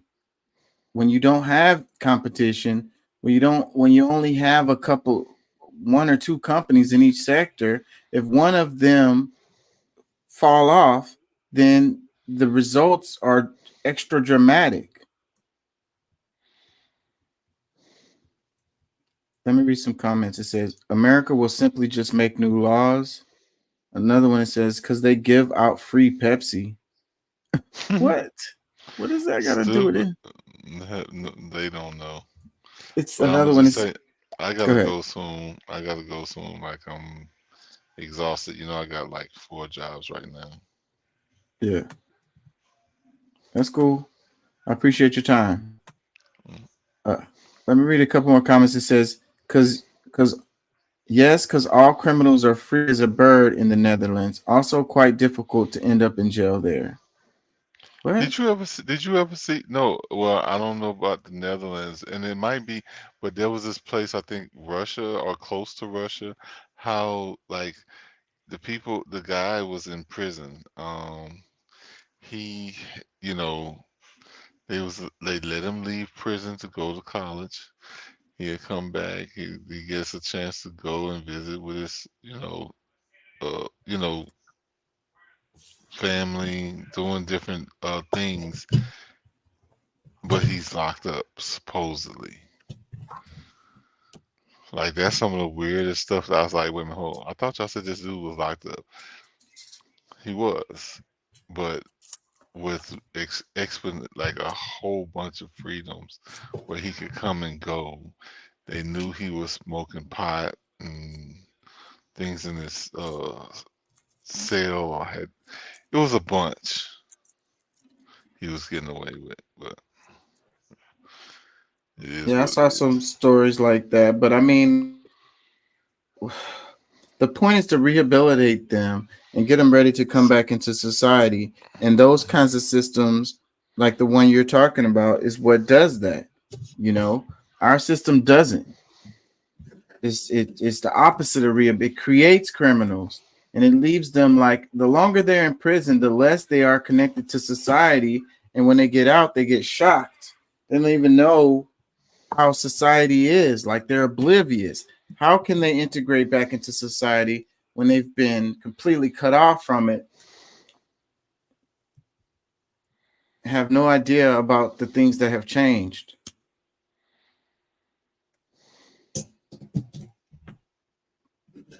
We got a freaking prison culture over here. Fucking slavery. But by whom? I don't know, the powers that be, you know. It's the history of the United States is one of, the United States was born out of slavery, built by it. All Let's right, check. we'll have this lesson another night. I can't. I'm not. I don't have it in me to do it tonight. All right, man. It's all good. No, I'm saying that argument about it was built out of slavery. Like every society was built out of slavery. No, Like, that's absolutely not true. Every.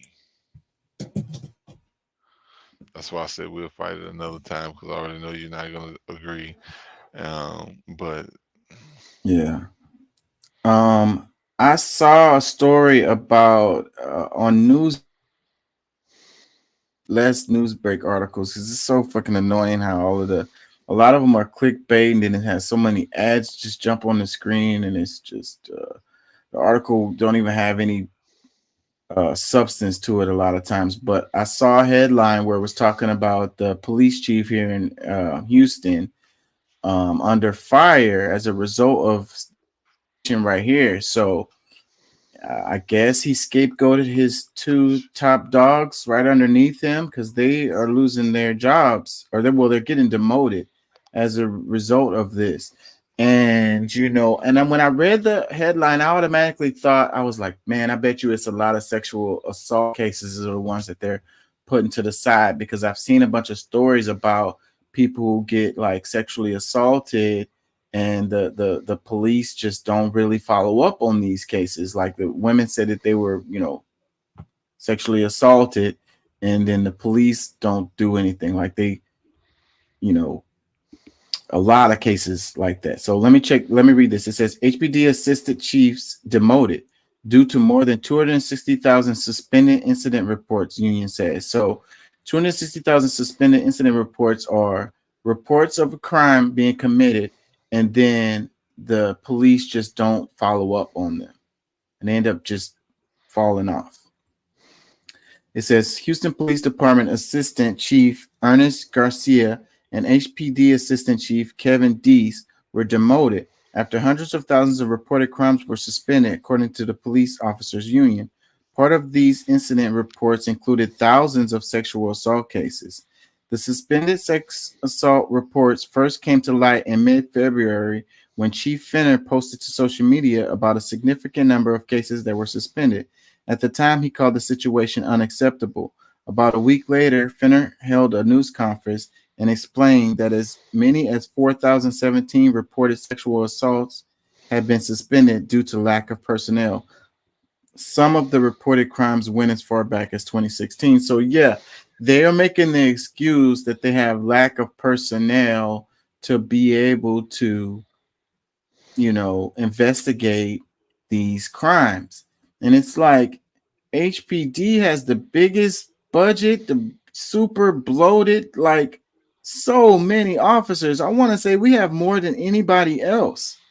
So we have all of these offices, we have this huge ass budget, but we got lack of personnel, and that's the reason why we can't investigate some of these crimes. Thousands, 260,000 of them. So I think it has more to do with priorities, cases they don't want to investigate, just put them to the side. We got more important cases to deal with, which is really effed up. I understand you have to have a triage. I understand that. You have so much going on that you can't just, deal with everything. But it's funny that it tends to be these sexual assault cases that tend to be put to the side. I think that they just don't feel like they're serious or whatever. They don't care, or they don't believe the women. I think that's a huge part of it, is that they just don't believe the women. They think they're lying. So it's like, oh, you were sexually assaulted. Oh, well, what clothes did you have on? Oh, were you at a club, or was it 3 o'clock in the morning and you were walking down the street with a short skirt on? It's a misogyny related to this. Comments, it says, and where in the hell is HPD presence on the freeway regarding traffic control? People are driving absolutely out of control, drunk driving, racing, etc., and killing people. HPD is nowhere to be found. That is a really silly comment right there. I mean, road rage is definitely an issue, but you can expect a cop to be on every foot of the freeway, of every freeway in Houston. Like, we're like the motor city. Like, we got freeways like miles, thousands of miles. North, south, east, west. The longest from from the I-10 merges into I'm just saying, like, it's a bunch of things that it's super extensive. There's no way you can expect to have a police officer on every mile of the freeways. Like, get come back down to reality. Maybe they could set up surveillance cameras and hold people accountable in that way by videoing it and sending a ticket to their house or something like that. But Houstonians would never agree to something like that. We don't even like and I don't like them, the traffic light cameras that take pictures of you when you run lights and stuff like that. So there's no way that the American people would agree on that kind of surveillance. So, and that would be the only way that you could do it. No, they agree to it in default status, like by not really realizing that something like that is in the contract. And most people don't read their contracts, and especially ones that's online and few pages long. But I don't know. Let me I know the would. I, comment. Well, What you? I'm about to go and exit out of here, man. Because like I said, I'm burnt out, and I appreciate you having me, man. I appreciate you being I here. I probably think won't go I'll be. much longer either. We're at 3.5 hours. Yeah, I'm gonna say I should be able to make it in tomorrow as well. But if you're still going on, and hopefully we'll pick up, where we left off. You got any questions? Yeah, But I'm not 100%. I'm gonna come on tomorrow. I got a lot going on. I may or may not. I'm not sure. I understand. All right, man. Get you some rest. All right, bro. Peace. All right. Let's read some more comments. It says, should have fired them. Obviously, they think they're above the law. I don't really understand that comment, above the law. Not holding people accountable for the law, but being above the law because they're not investigating cases. That don't really make sense to me. Another comment says, multiple police units will harass the homeless. Yeah, man. It's illegal to be homeless, like, vagrancy laws or whatever. Like, that's that they spend plenty of time on messing with basically harassing the homeless. They'll harass the homeless. They got enough personnel to do that, but they don't have enough personnel to investigate sexual assault crimes. Another one that says, people ever stop to think of the lack of manpower to handle these cases before they want to fire people? Just a thought.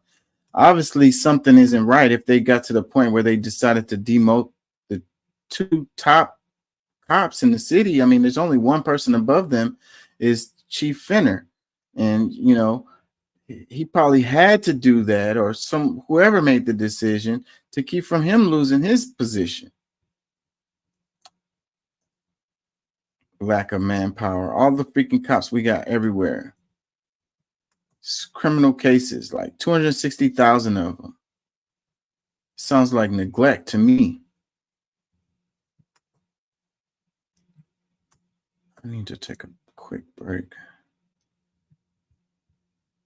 It's a lot of stuff I wanted to cover. I might do a show tomorrow because I didn't get halfway through the stuff I wanted to cover. We spent way too much time on the Russell Brand thing. I was trying to move on from it, but we got stuck on it. Hate it when that happens. I mentioned immigration at the beginning of the show, so I think I need to do some of that. And I wanted to talk about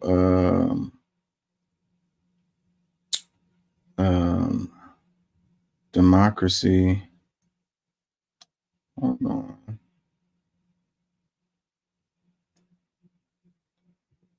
How racism has impacted immigration laws. Hold on.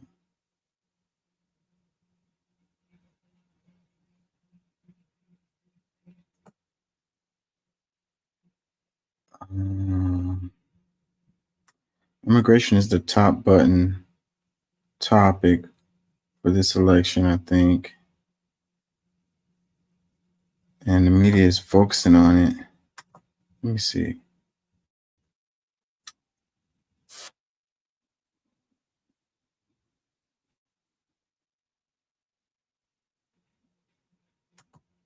Let me play some of this so I can give myself a quick break. And I'm gonna come right back. The racist history of U.S. immigration laws. Immigration policy is at the forefront of politics in the United States.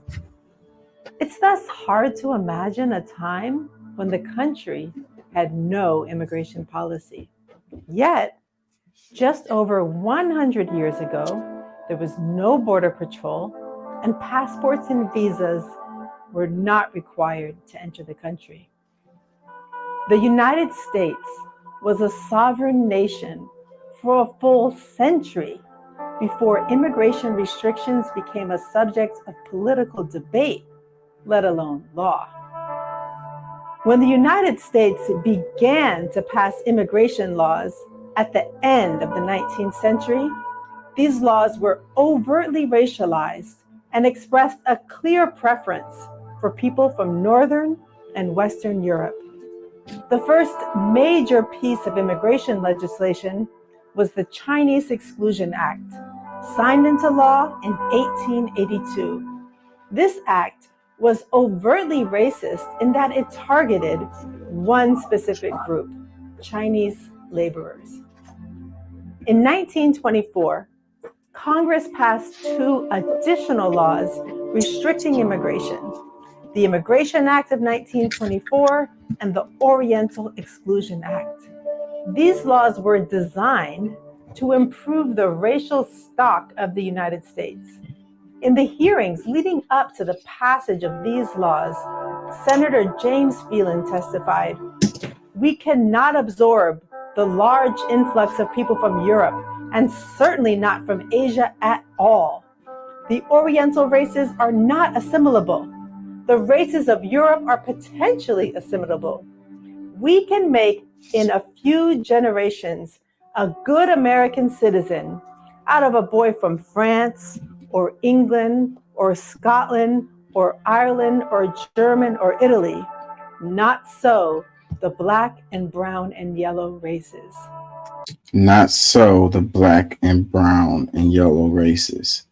And when they say make America great again, I think there's a segment, not all, there's a segment that this is what they're talking about. You know, make America great again is the racial makeup of the United States. It's like we got our demographics have changed too much. We got too many undesirables. And that's the reason, that's the root of all of our problems. It's not the corruption. It's not the shadiness of our government. It's not all the things we've been talking about, prison industrial complex, you know, stacking the court, you know, it's not, you know, capitalism, the way this, what is the word I'm looking for? It's a certain type of capitalism. When I say capitalism, you know, the kind that is just like predatory.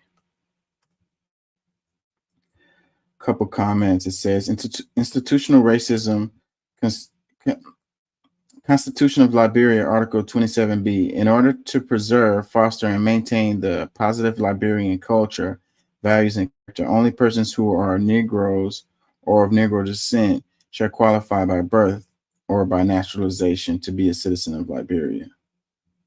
I don't know why they put that. I guess each country wants to maintain their particular racial makeup or whatever, and so that they pass laws to preserve that. Maybe that's true, you know. But the United States is special in a lot of ways, I think, related to the way it came about, you know, and them saying it was like a wilderness or whatever. And God gave them the right to just see the shining seed, to manifest destiny, you know. These acts effectively cut off immigration from most countries. The Immigration Act of 1924 greatly reduced immigration from Southern and Eastern Europe by introducing quotas or limits on the number of people in these countries who were allowed to enter the United States. The 1924 Oriental Exclusion Act expanded the Chinese Exclusion Act and prohibited most immigration from Asia. These quotas and restrictions were finally repealed in 1965 with the passage of the Hart-Celler Act. Although these racist laws have been repealed, the court cases that stem from them continue to shape how we treat immigrants today. For example, Fong Yuting, Wong Quan, and Li Zhou, 3 Chinese laundry workers living in New York City, were arrested and ordered deported in 1892 for not having certificates of residence and thus being in violation of immigration laws. They appealed their deportation orders, claiming they should have the right to a trial by jury before being ordered deported. When their case reached the Supreme Court in 1893, the court decided that the power to deport non-citizens was inherent in the nature of sovereignty and that constitutional protections, including the right to a trial by jury, did not apply. This case defined deportation as an administrative procedure and not a punishment. According to the Fong Yuting decision, which still holds in court today, deportation is not punishment, and thus people facing deportation do not have the right to a trial by jury or other constitutional protections. It is remarkable that this court decision, which was made in the context of strong anti-Chinese sentiment, continues to hold legal precedent today. Yeah, so however you feel about it, you have to understand that it's coming from a racial premise. So if you deny that, then you're denying the reality of it. So then when we talk about the border and you're like, oh, it's not racial, yes, it is. Like, you can agree with it, that's fine, but just realize that that it is racial. That's fundamentally racist.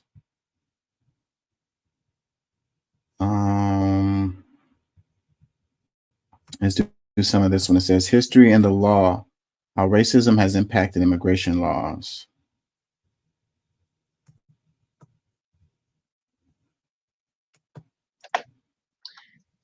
And so I guess one of the questions I ask myself is, what are his strategies in...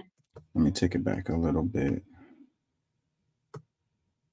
First, to deport 3 million of those undocumented people, to build a wall, to cut legal immigration in half, to switch, as I mentioned, from family-based immigration to wealth-based legal immigration. And there's actually this really... so there was a law that was introduced in Congress that the president supported a couple months ago about legal immigration, and it was just unbelievable. She was talking.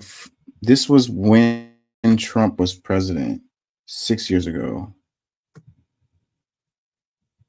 I mean, it favored people who could invest huge amounts of money. So even if you could invest under 10 million, like, that wasn't enough. You would get more points if you could invest over 10 million dollars towards those are sort of like different points you could get in order to get a green card.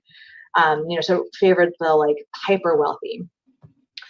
He's also tried to make efforts to halt our refugee program, which was one of the most robust in the world, and of course to ban immigration from Muslim countries. Those are some of the things he's talked about, and he has pushed forward policies and executive orders around. And so I guess one of the questions I ask myself is, what are his strategies in effectuating those policies that he has prioritized?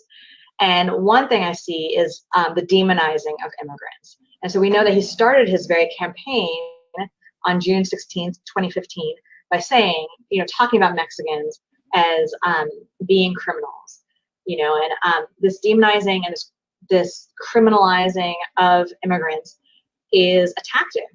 And And we see it, and we've seen it throughout history. And so that was also a tactic that was used in the Chinese Exclusion Act, to get that passed, to show, Chinese people are stealing our jobs, and they're criminals, and they're harming, often sort of posed to harm white women is often like a tactic that's used. And we see Trump doing that with Mexicans today. He also called for a total and complete shutdown of Muslims entering the US, which we've heard. And of course, we've heard about the Muslim bans, which I'll talk about in a second. And then also he made the speech where he talked about MS-13, the gang, as transforming peaceful parks and beautiful, quiet neighborhoods into bloodstained killing fields. And it's like, really, he's just over the top, and actually MS-13 is an American gang. It was founded in Los Angeles. But, he's trying to paint this picture where anyone with this heritage should be seen as inherently foreign, as other, as a threat and a danger. And there's actually a background to this. And so I heard Tom Ikeda, the executive director of Densho, which collects stories of Japanese internment, explain why politicians try to demonize immigrants. And what he said was that by demonizing immigrants and making people afraid of immigrants, it primes the American public to oppress others and feel relieved when that group is excluded. And so Mr. Ikeda said that, during the Japanese internment, that's what was happening. People were sort of primed to see the Japanese as being, spies and coming to our country to harm us and Americans, and especially the white American population. And so when they were interned, he said that you could just sense that Americans felt like a sigh of relief, like, oh, good, I'm glad that they're not going to harm us. And that's the same kind of rhetoric that we're seeing today. And also it creates a fear in order to justify unprecedented investment and enforcement at a time when border crossing has been in decline ever since the 2008 recession. So border crossing has actually been declining. And so, there isn't actually a factual or rational need to build a wall, for example, but, this fear sort of prompts people to be able to justify that kind of investment. Another thing we're seeing is, I don't know if anyone on the call is from Burien, but Burien is about 10 miles south of Seattle in King County. And earlier this year, the Burien City Council passed by a vote of 4-3 what's known as a sanctuary city ordinance. And sanctuary city is a really broad term without a clear definition, but it's generally a city that has decided not to cooperate with deportation. And of course, deportation is a federal enforcement program. And in Washington State, local law enforcement actually doesn't have any authority to enforce immigration laws. Those are powers vested in federal agents. But so often sanctuary ordinances just sort of clarify that policy. And so the Burien City ordinance said that no police officer was allowed to ask someone their immigration status or their religion.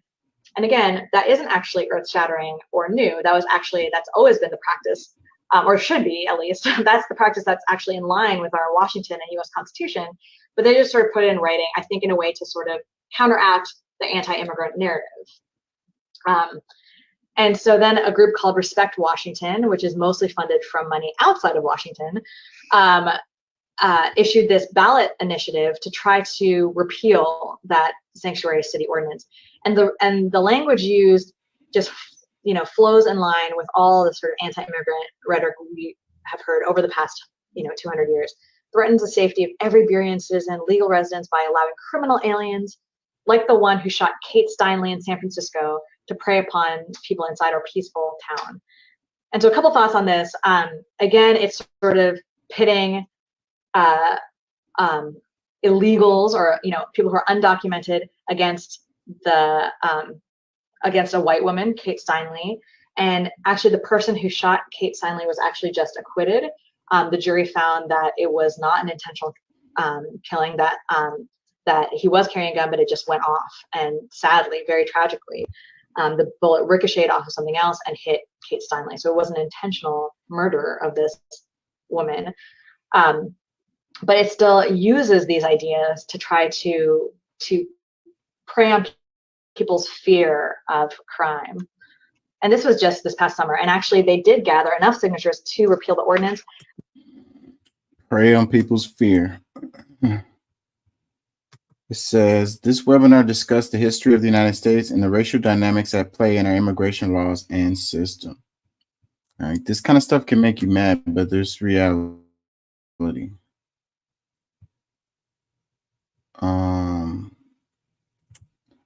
I don't want to bore y'all to death with this. I know that people know this stuff already.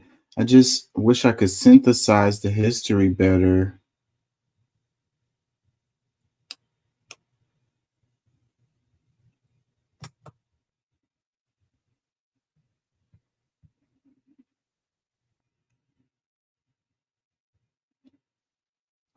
Because people are just not being honest about this. They want to pretend that it's not a racial thing when it's fundamentally a racial thing. Hold on.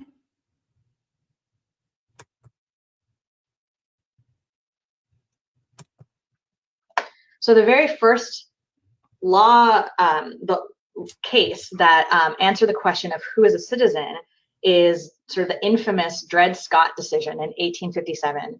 And this was, you know, on the eve of Civil War, on the cusp of Civil War, there was a man named Dred Scott who was a slave, and his owner was more liberal and took Dred Scott to a northern free state and gave him a lot of independence. And Dred Scott married and had a child. And when his owner passed away, he became concerned that the owner's wife would sell his daughter into slavery. And so he sued for his freedom to say, to have sort of a proof that he was a free man and that he could be a US citizen. And there was this notion at the time that once free, always free. So once you sort of step into a free state, that you would be free. And so it was this case really put that to the test. And the US Supreme Court issued this infamous decision that denied Mr. Scott citizenship. And it has the quote in it that says, "The black man has no rights that the white man is bound to respect." And that is our Supreme Court. That's the highest court in the country. And that was the statement it made. And so, in other words, Black people were not and could not ever be citizens of the United States. That's what that court case determined. And once that was determined, there was sort of no going back, and our country sort of got sort of engulfed in civil war to answer this question of whether Black people could be free and be citizens and be one of us. And then after the Civil War, the 14th Amendment was added to our US Constitution in 1868, and it created what's known as birthright citizenship, which says all persons born or naturalized in the United States can become citizens, are citizens. And so after that, even if you were brought over because of and put into slavery, if your children, if anyone was born here, then they were citizens. And that, again, is called birthright citizenship. Now, the first law that prohibited, so at that time in the US, up until the 1880s, there was no law that prohibited people from coming into the US, from coming here. So boom, I think that's really, really, really significant. When people talk about the border, and then there's like, oh, they just want an open border, and it's like, you know, there was a time where there was no laws against people coming into the United States. You know, it didn't start until this time, which is almost the 1900s. You know, that isn't very long ago, really, when you think about it. And so, like, the way that they criminalize the border is that wasn't the tradition. That wasn't how it always been. And the very first law on our books that did impact that and did prohibit groups from coming into the US was the Chinese Exclusion Act of 1882. And Washington State was one of the most vocal supporters of this Chinese Exclusion Act.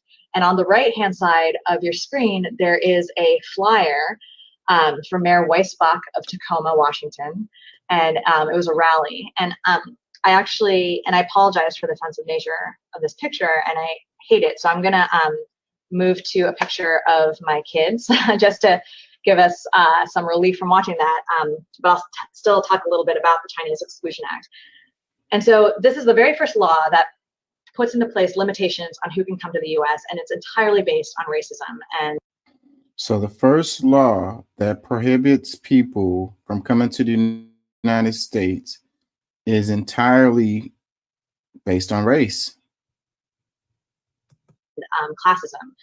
And it and there was, in Washington State, there was something called the Tacoma method, where lawyers and law enforcement and even politicians would gather people from the Chinese community and send them off on boats and trains and send them to California and away from Washington State, and then they would burn down their houses. And this was happening in Tacoma and in Seattle.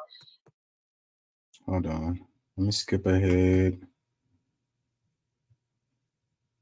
Because the way that they kept making excuses about who can be a citizen and all of that, like they had to define what whiteness was.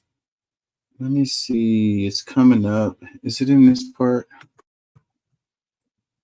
And so going back to the late 1800s, you know, another thing that the Chinese Exclusion Act did was it really set a tone in our country, and it created a climate of anti-Chinese racism, and probably racism against all Asians, but particularly against Chinese folks, people of Chinese heritage. And so there was a case, again, at the U.S. Supreme Court called U.S. v. Wong Kim Ark. And Wong Kim Ark he was the child of Chinese immigrants. His family owned a laundromat in San Francisco, but he was born in the U.S. And he went back to China to visit his family. And when he came back to the U.S., the border guard was sort of emboldened and said, no, there's the Chinese Exclusion Act. And because you're Chinese heritage, you can never be a U.S. citizen. And so I'm going to deny you entry. And so instead of being allowed to enter the U.S., he had to stay in Angel Island, which is sort of the West Coast equivalent of the Statue of Liberty, except it was a immigration detention center. It included an immigration detention center. And he was detained there for months until his case went up to the Supreme Court. And the Supreme Court actually did the right thing in that instance and said, yes, anyone born in the US, even if you're Chinese heritage, you are a US citizen because of birthright citizenship. And so birthright citizenship was, again, affirmed by the US Supreme Court, and Wong Kim Ark was allowed to return to his family. But I wanted to point this out because I feel like something similar is happening here, where in the US that we're seeing, where because of the rhetoric, which is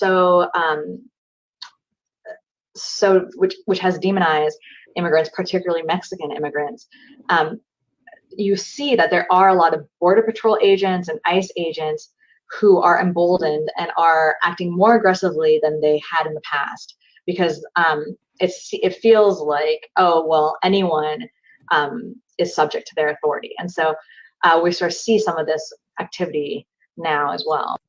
I think that's really important today, related to the rhetoric and the way that people talk, and it emboldens people like regular folks to do things that are all the way over the top and a lot of times not in line with the law, but they feel justified based on the rhetoric from the politicians, from people that they respect, all of these talking heads in the media, to do things to people, you know, like the border is there's a invasion at the border, so I have to do my duty as a citizen to go down there on the border and, I don't know, shoot people who are coming across or whatever, you know, and I'm doing my duty. It's kind of like what happened when you had the Black Lives Matter thing that happened after George Floyd, and you had people that felt like they needed to come from another state and go and, I don't know, get those Black Lives Matter protesters in order, you know.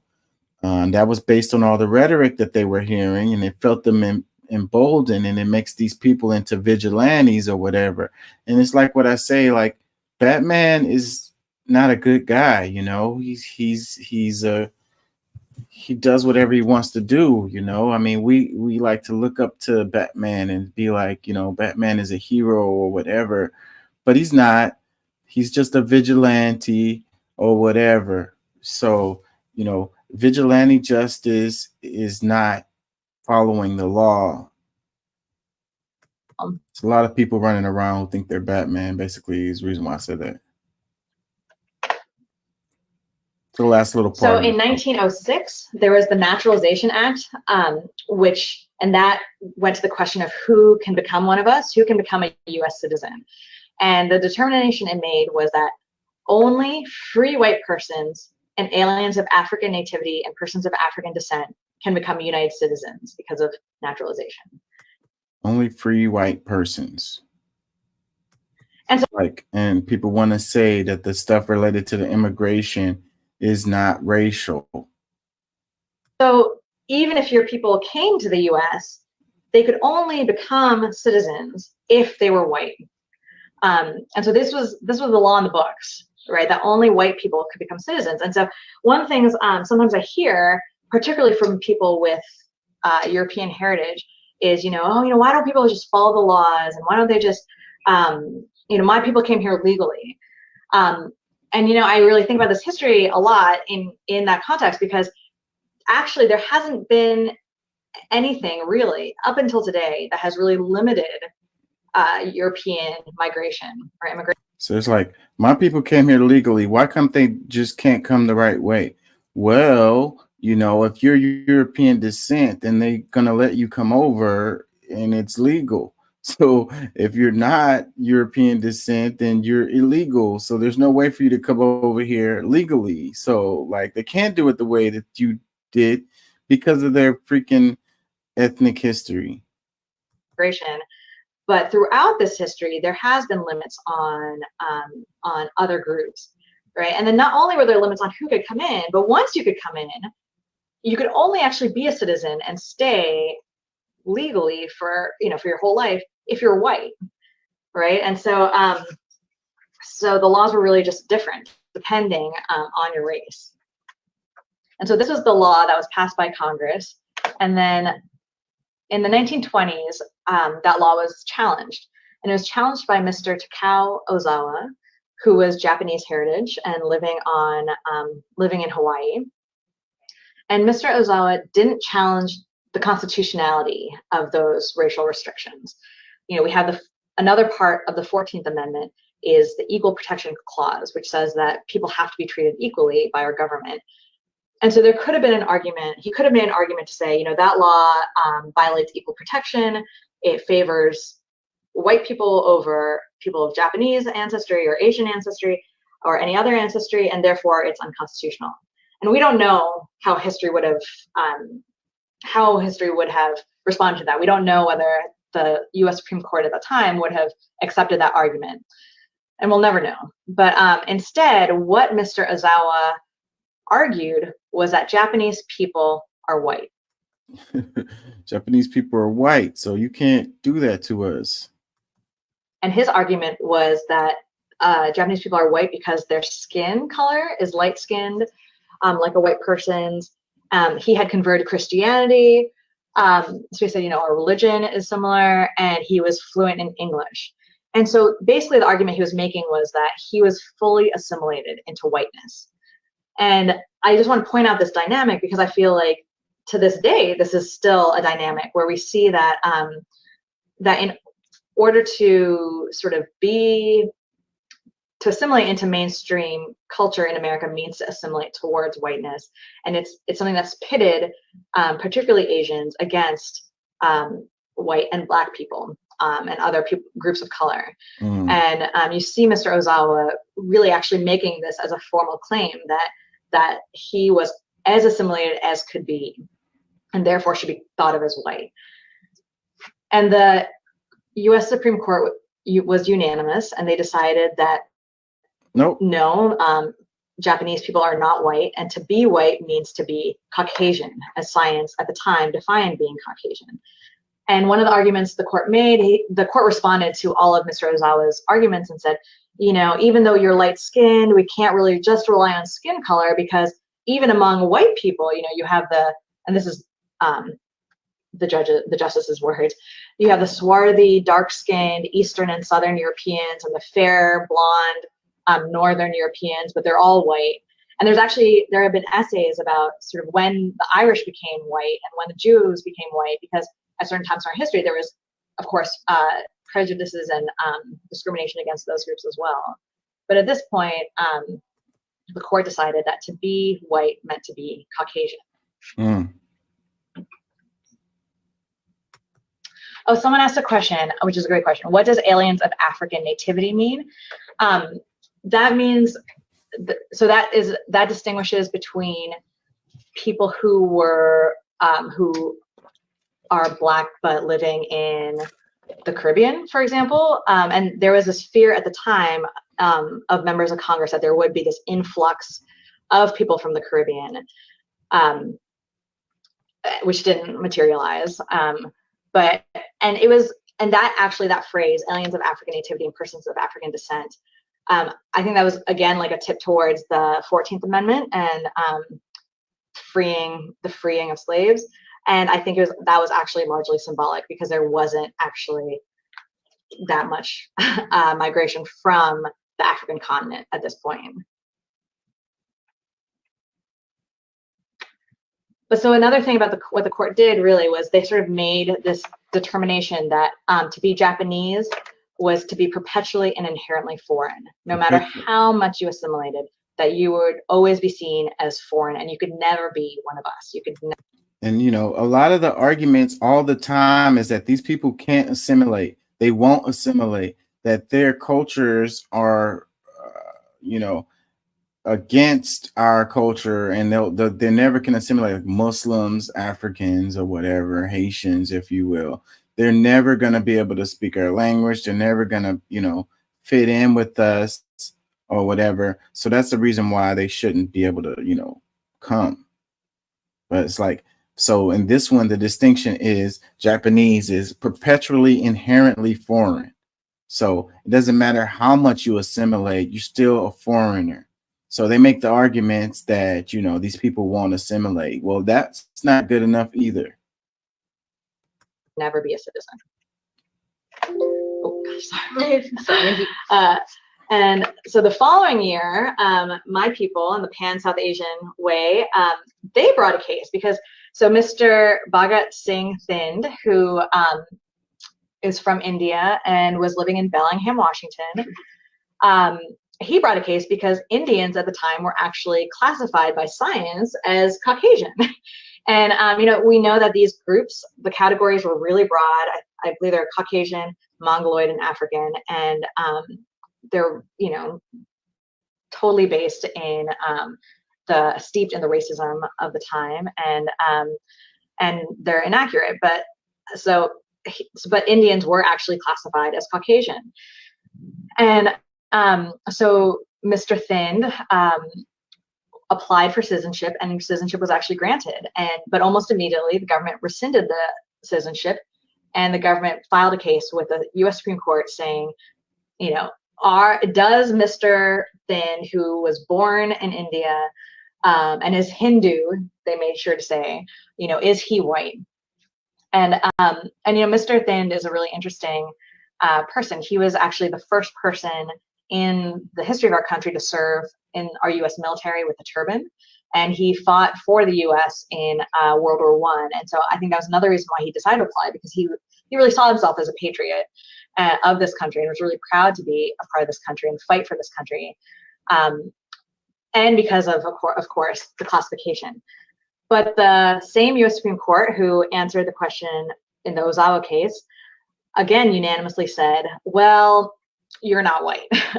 And So yeah, you fought for us in the war, you know, and you are classified as Caucasian, but no, you're not white, so no.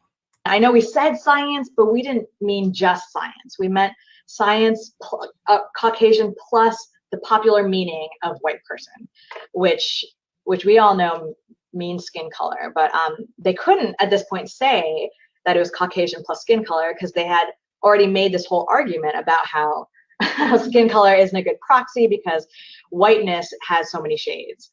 And so what this is really is, this is the test for whiteness. And the U.S. Supreme Court, our highest court in the land, created this test for whiteness. And we know that race is a social construction and that the law plays a key role in that process. But law is a social construction, and the law plays a key role in that process of creating this social construct of race, which wouldn't exist otherwise. If it wasn't for these laws in place, we wouldn't even be looking at things the way that we do, as far as calling people black or white or whatever. You know, it has no meaning other than how you exclude or include certain groups. You know, that's the only purpose of it. Or otherwise we wouldn't have no use for it. Wouldn't even be a thing. It's like humans are humans, and that's it. But we want to be able to treat some people a certain way and treat other people a different way. So we need to distinguish between them and make these definitions. And then we have to have laws to uphold that stuff. So when we talk about institutional racism, this is what we're talking about. I just feel like these cases just show how much, these things, what a huge impact these cases have made to shape our country and the people who are in it. And it was made by these white male justices on the Supreme Court. And for me, it's always like a good reminder of how important it is to vote, especially in Washington State, since our judges are elected, but how judges can make such a huge difference and how the law makes such a huge difference in our lives. And so after these cases, lower courts started answering the question of which different groups are white. So the Armenians came forward, the Persians came forward, and one by one, the different populations were deemed white or not white. White means you can become a citizen, not white means you can't. And I think that shapes who we think of as white today. I mean, imagine if South Asians in 1923 were determined to be white, right? Or Japanese, how different our country would look today. And actually in the 2020 census, so a lot of people from the Middle East were deemed white under these cases. And actually on the 2020 census, there is a movement to add different Middle Eastern countries so that Middle Eastern people could actually be distinguished from white people. It's crazy.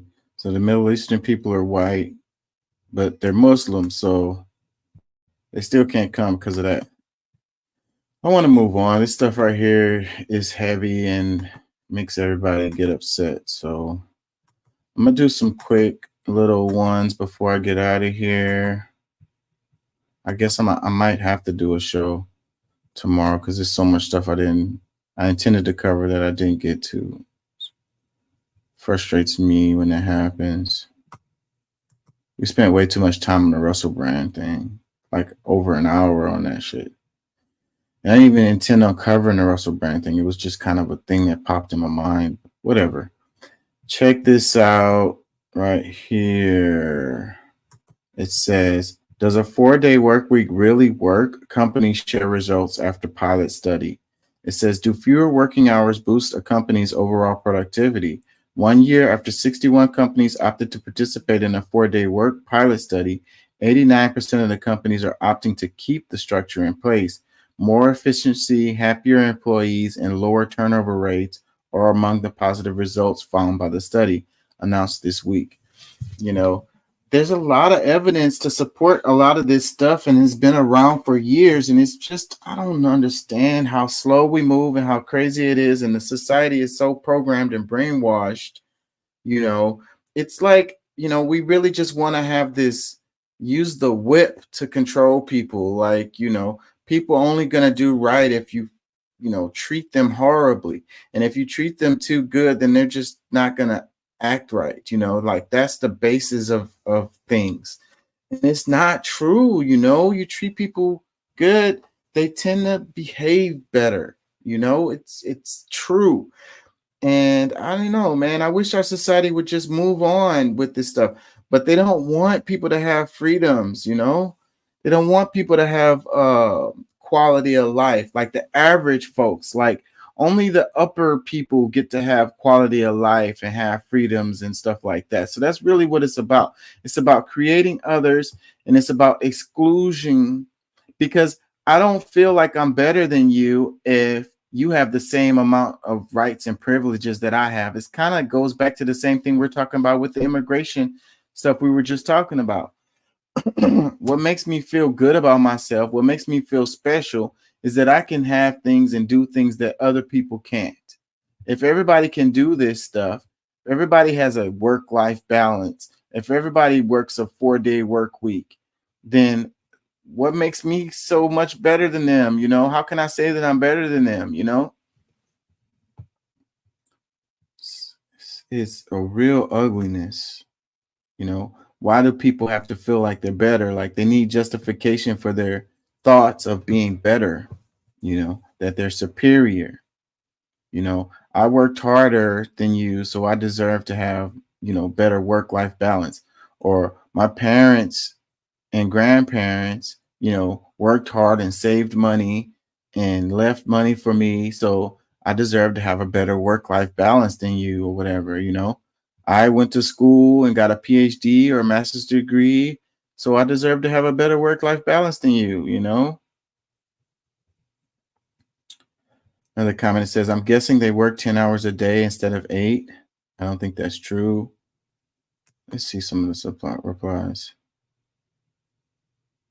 It said, one of them says, if it was 10 hours a day, it's not. But if it was 4 times 10, and to have a solid 3 days off, I feel like it would be literally life-changing for adults, kids, etc. will be huge. Yeah. Let me see a couple more replies. It says, yes, I work 4 10s and I love it. I have a 3-day weekend every weekend, and I sometimes have a 4-day weekend when there's a holiday. You can take, when you got like 4 days off now, you can take a trip, you know, you can plan your life, you know, you can do way more. It's like when you just have the 2 days off, you can chill one day, and then the next day you have to get ready to go back to work.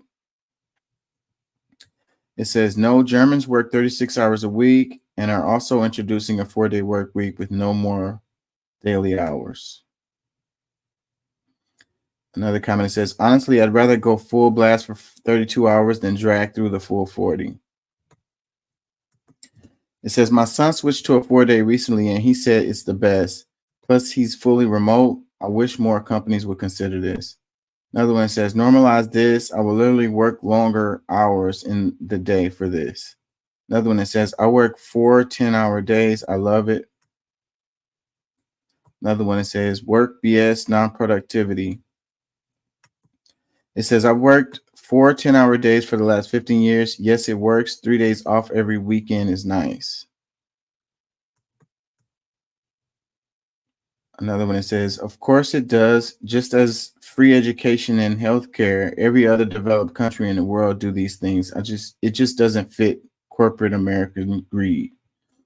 And I don't even think the greed works because they're going to make more if the people are more productive. You know, they can save money by not spending on utilities during the days that the people aren't in the office. Like, this would work. It's really more about control than it is about money.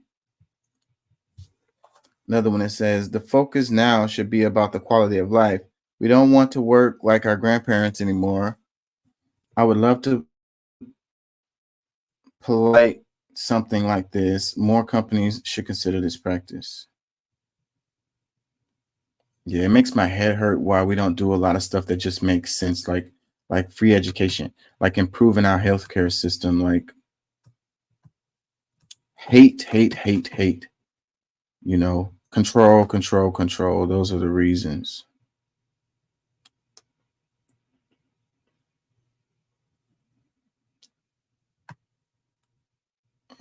Do I want to cover this? I might come back to that. Offensive social study presentation at Fort Bend ISD. Hold on, let's just do it. Connect to me, but yet you still put it in there. The lesson starts out with an overview of the Middle East, a few slides showing maps and photos, then this, a slide with the September 11th attacks, ISIS terrorists, and the Quran, the Muslim holy book. It makes me look like a bad person, and this is what I do. For me, is the biggest takeaway that I want addressed is for my daughter to feel comfortable about her identity, to celebrate it. Those pictures don't connect to me, but yet you still put it in there. The lesson starts out with an overview. So it says a 6th grade social studies lesson at Fort Settlement Middle School in Fort Bend ISD is being slammed for an offensive portrayal of the Middle East. Comment, it says, so people in the comments, it's okay to paint their culture as terroristic, but it's not okay to teach your white children about how their ancestors committed slavery and sexually assaulted and killed African Americans for hundreds of years. Yep, that is the hypocrisy.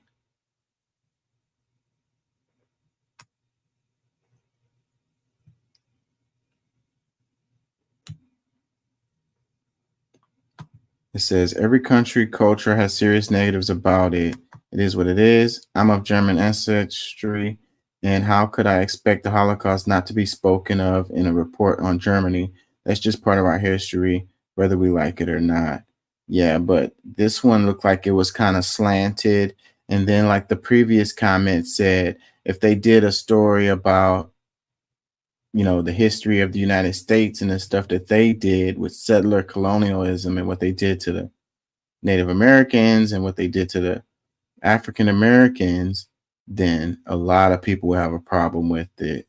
They would call it, what is the thing? Dang it, why can't I think of it now? That they were calling everything, what's the word I'm looking for? Lost it.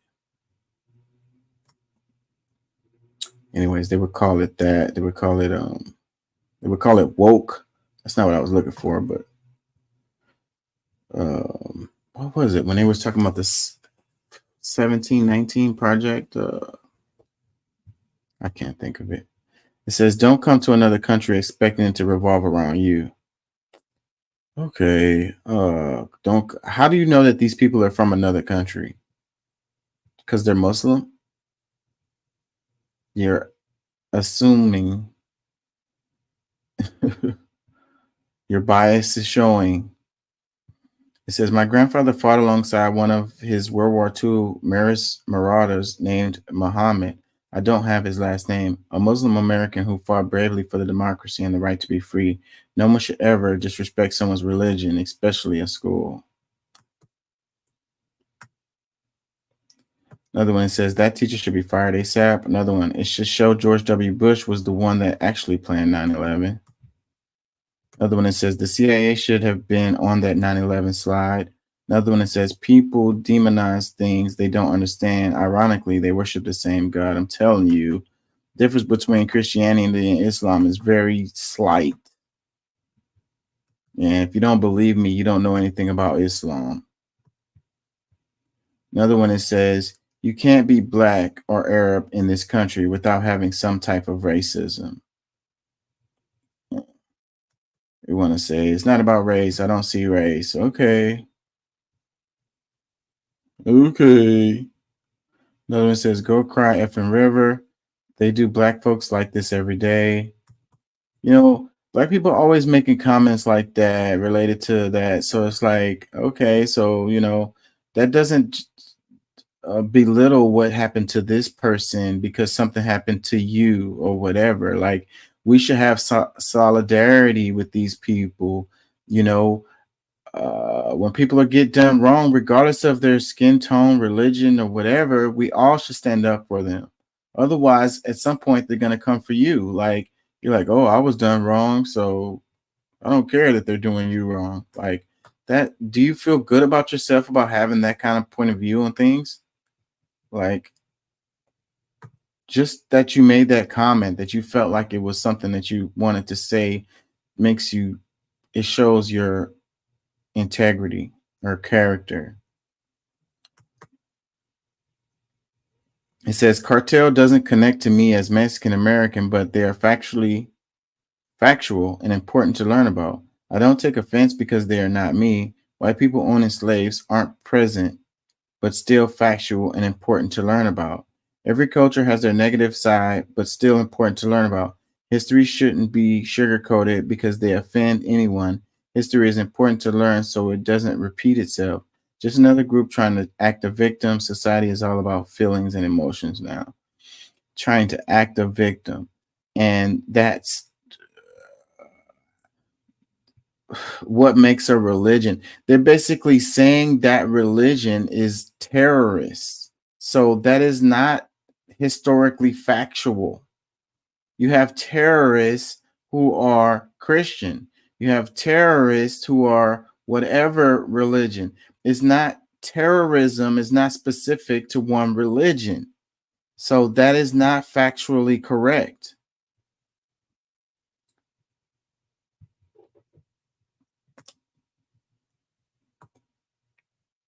It says, so now we're going to stop teaching kids history because it offends a certain minority. Notice how they only show a few slides without providing context. 10 out of 10 journalism. So we're not going to show kids history because it offends a certain minority. So what if it offends the majority? You know, what about that? And at that point, are we going to stop teaching kids about history? Because that's exactly what has been happening. This is what has been in the news constantly. How the curriculums, certain group gets offended when they are like, oh, they're making me be ashamed of being white, and my kids shouldn't have to learn that stuff or hear about that stuff. If I want to teach my kids about that stuff, and then I'll teach about them at home. I don't want the school to be telling my kids about this stuff that happened or whatever. So it depends on who you are and your point of view on what you feel, you know, is okay to be offended about teaching the kids about history. So we teach the kids about history. We teach them about the whole ass history, the good, the bad, and the ugly, and not pick and choose between, you know, which group shouldn't have to hear the kids shouldn't feel bad about themselves. They shouldn't feel bad about being white because of the stuff that their ancestors did. So they shouldn't have to hear about it. Man. Your fucking hypocrisy and bias is showing. I think I'm gonna get out of here. It says Donald Trump floats Texas Governor Greg Abbott as a possible VP pick. We mentioned this before on the show too. You know, I think it's gonna be the chick, Nikki Haley. That's who I think is gonna be, even though they were like bumping heads a bit recently, because it would just make sense. And then when you have the identity politics, but it totally could end up being Abbott. Totally could be him. It says former President Donald Trump said Governor Greg Abbott is absolutely on his list of potential running mates after touring the state's border security operations in Eagle Pass on Thursday. Certainly he would be somebody that I would very much consider. Trump said of Abbott, who he said has done a great job and is a spectacular man. Trump, the likely GOP presidential nominee, had the comments during a joint appearance with Abbott on Sean Hannity's Fox News show. Hannity asked Trump if he would consider Abbott as vice president. I've been hearing that more and more from my friends of mine, Trump said after the show. I think I'm going to hear it a lot more too. I think a lot of that stuff too has to do with the political, what do you call them? The ones who do the focus groups and the, I'm tired now. It's almost 5 a.m. The people who tell them stuff, the people that look at the data and then like be like, hey, this person would work best or whatever. Those people have a lot of influence on who the president decides to choose for their VP, because it's all about getting enough votes to win, you know, and all of that. So, you know, they look at all these numbers and they be like, look, if we look at the numbers, you know, you cover this demographic, and then your VP will cover this demographic, and you know, based on what our position is, all of that, they come up with the conclusion that the best ticket will be this person or whatever. So even if Trump feels like Abbott is the pick, it may end up not being Abbott simply because of the same people who like Trump a lot are the same people who like Abbott a lot. And it doesn't really add anything to the ticket, if that makes any sense. And Trump may need that. He may need another voting bloc to be interested in, you know, voting for them as a result of who the VP is. And I don't think Abbott would add much to the ticket. It's like these two guys they're not very different. Not different enough to bring in another group of voters. I'm tired. I'm gonna get out of here. Peace and love. Thank y'all for listening.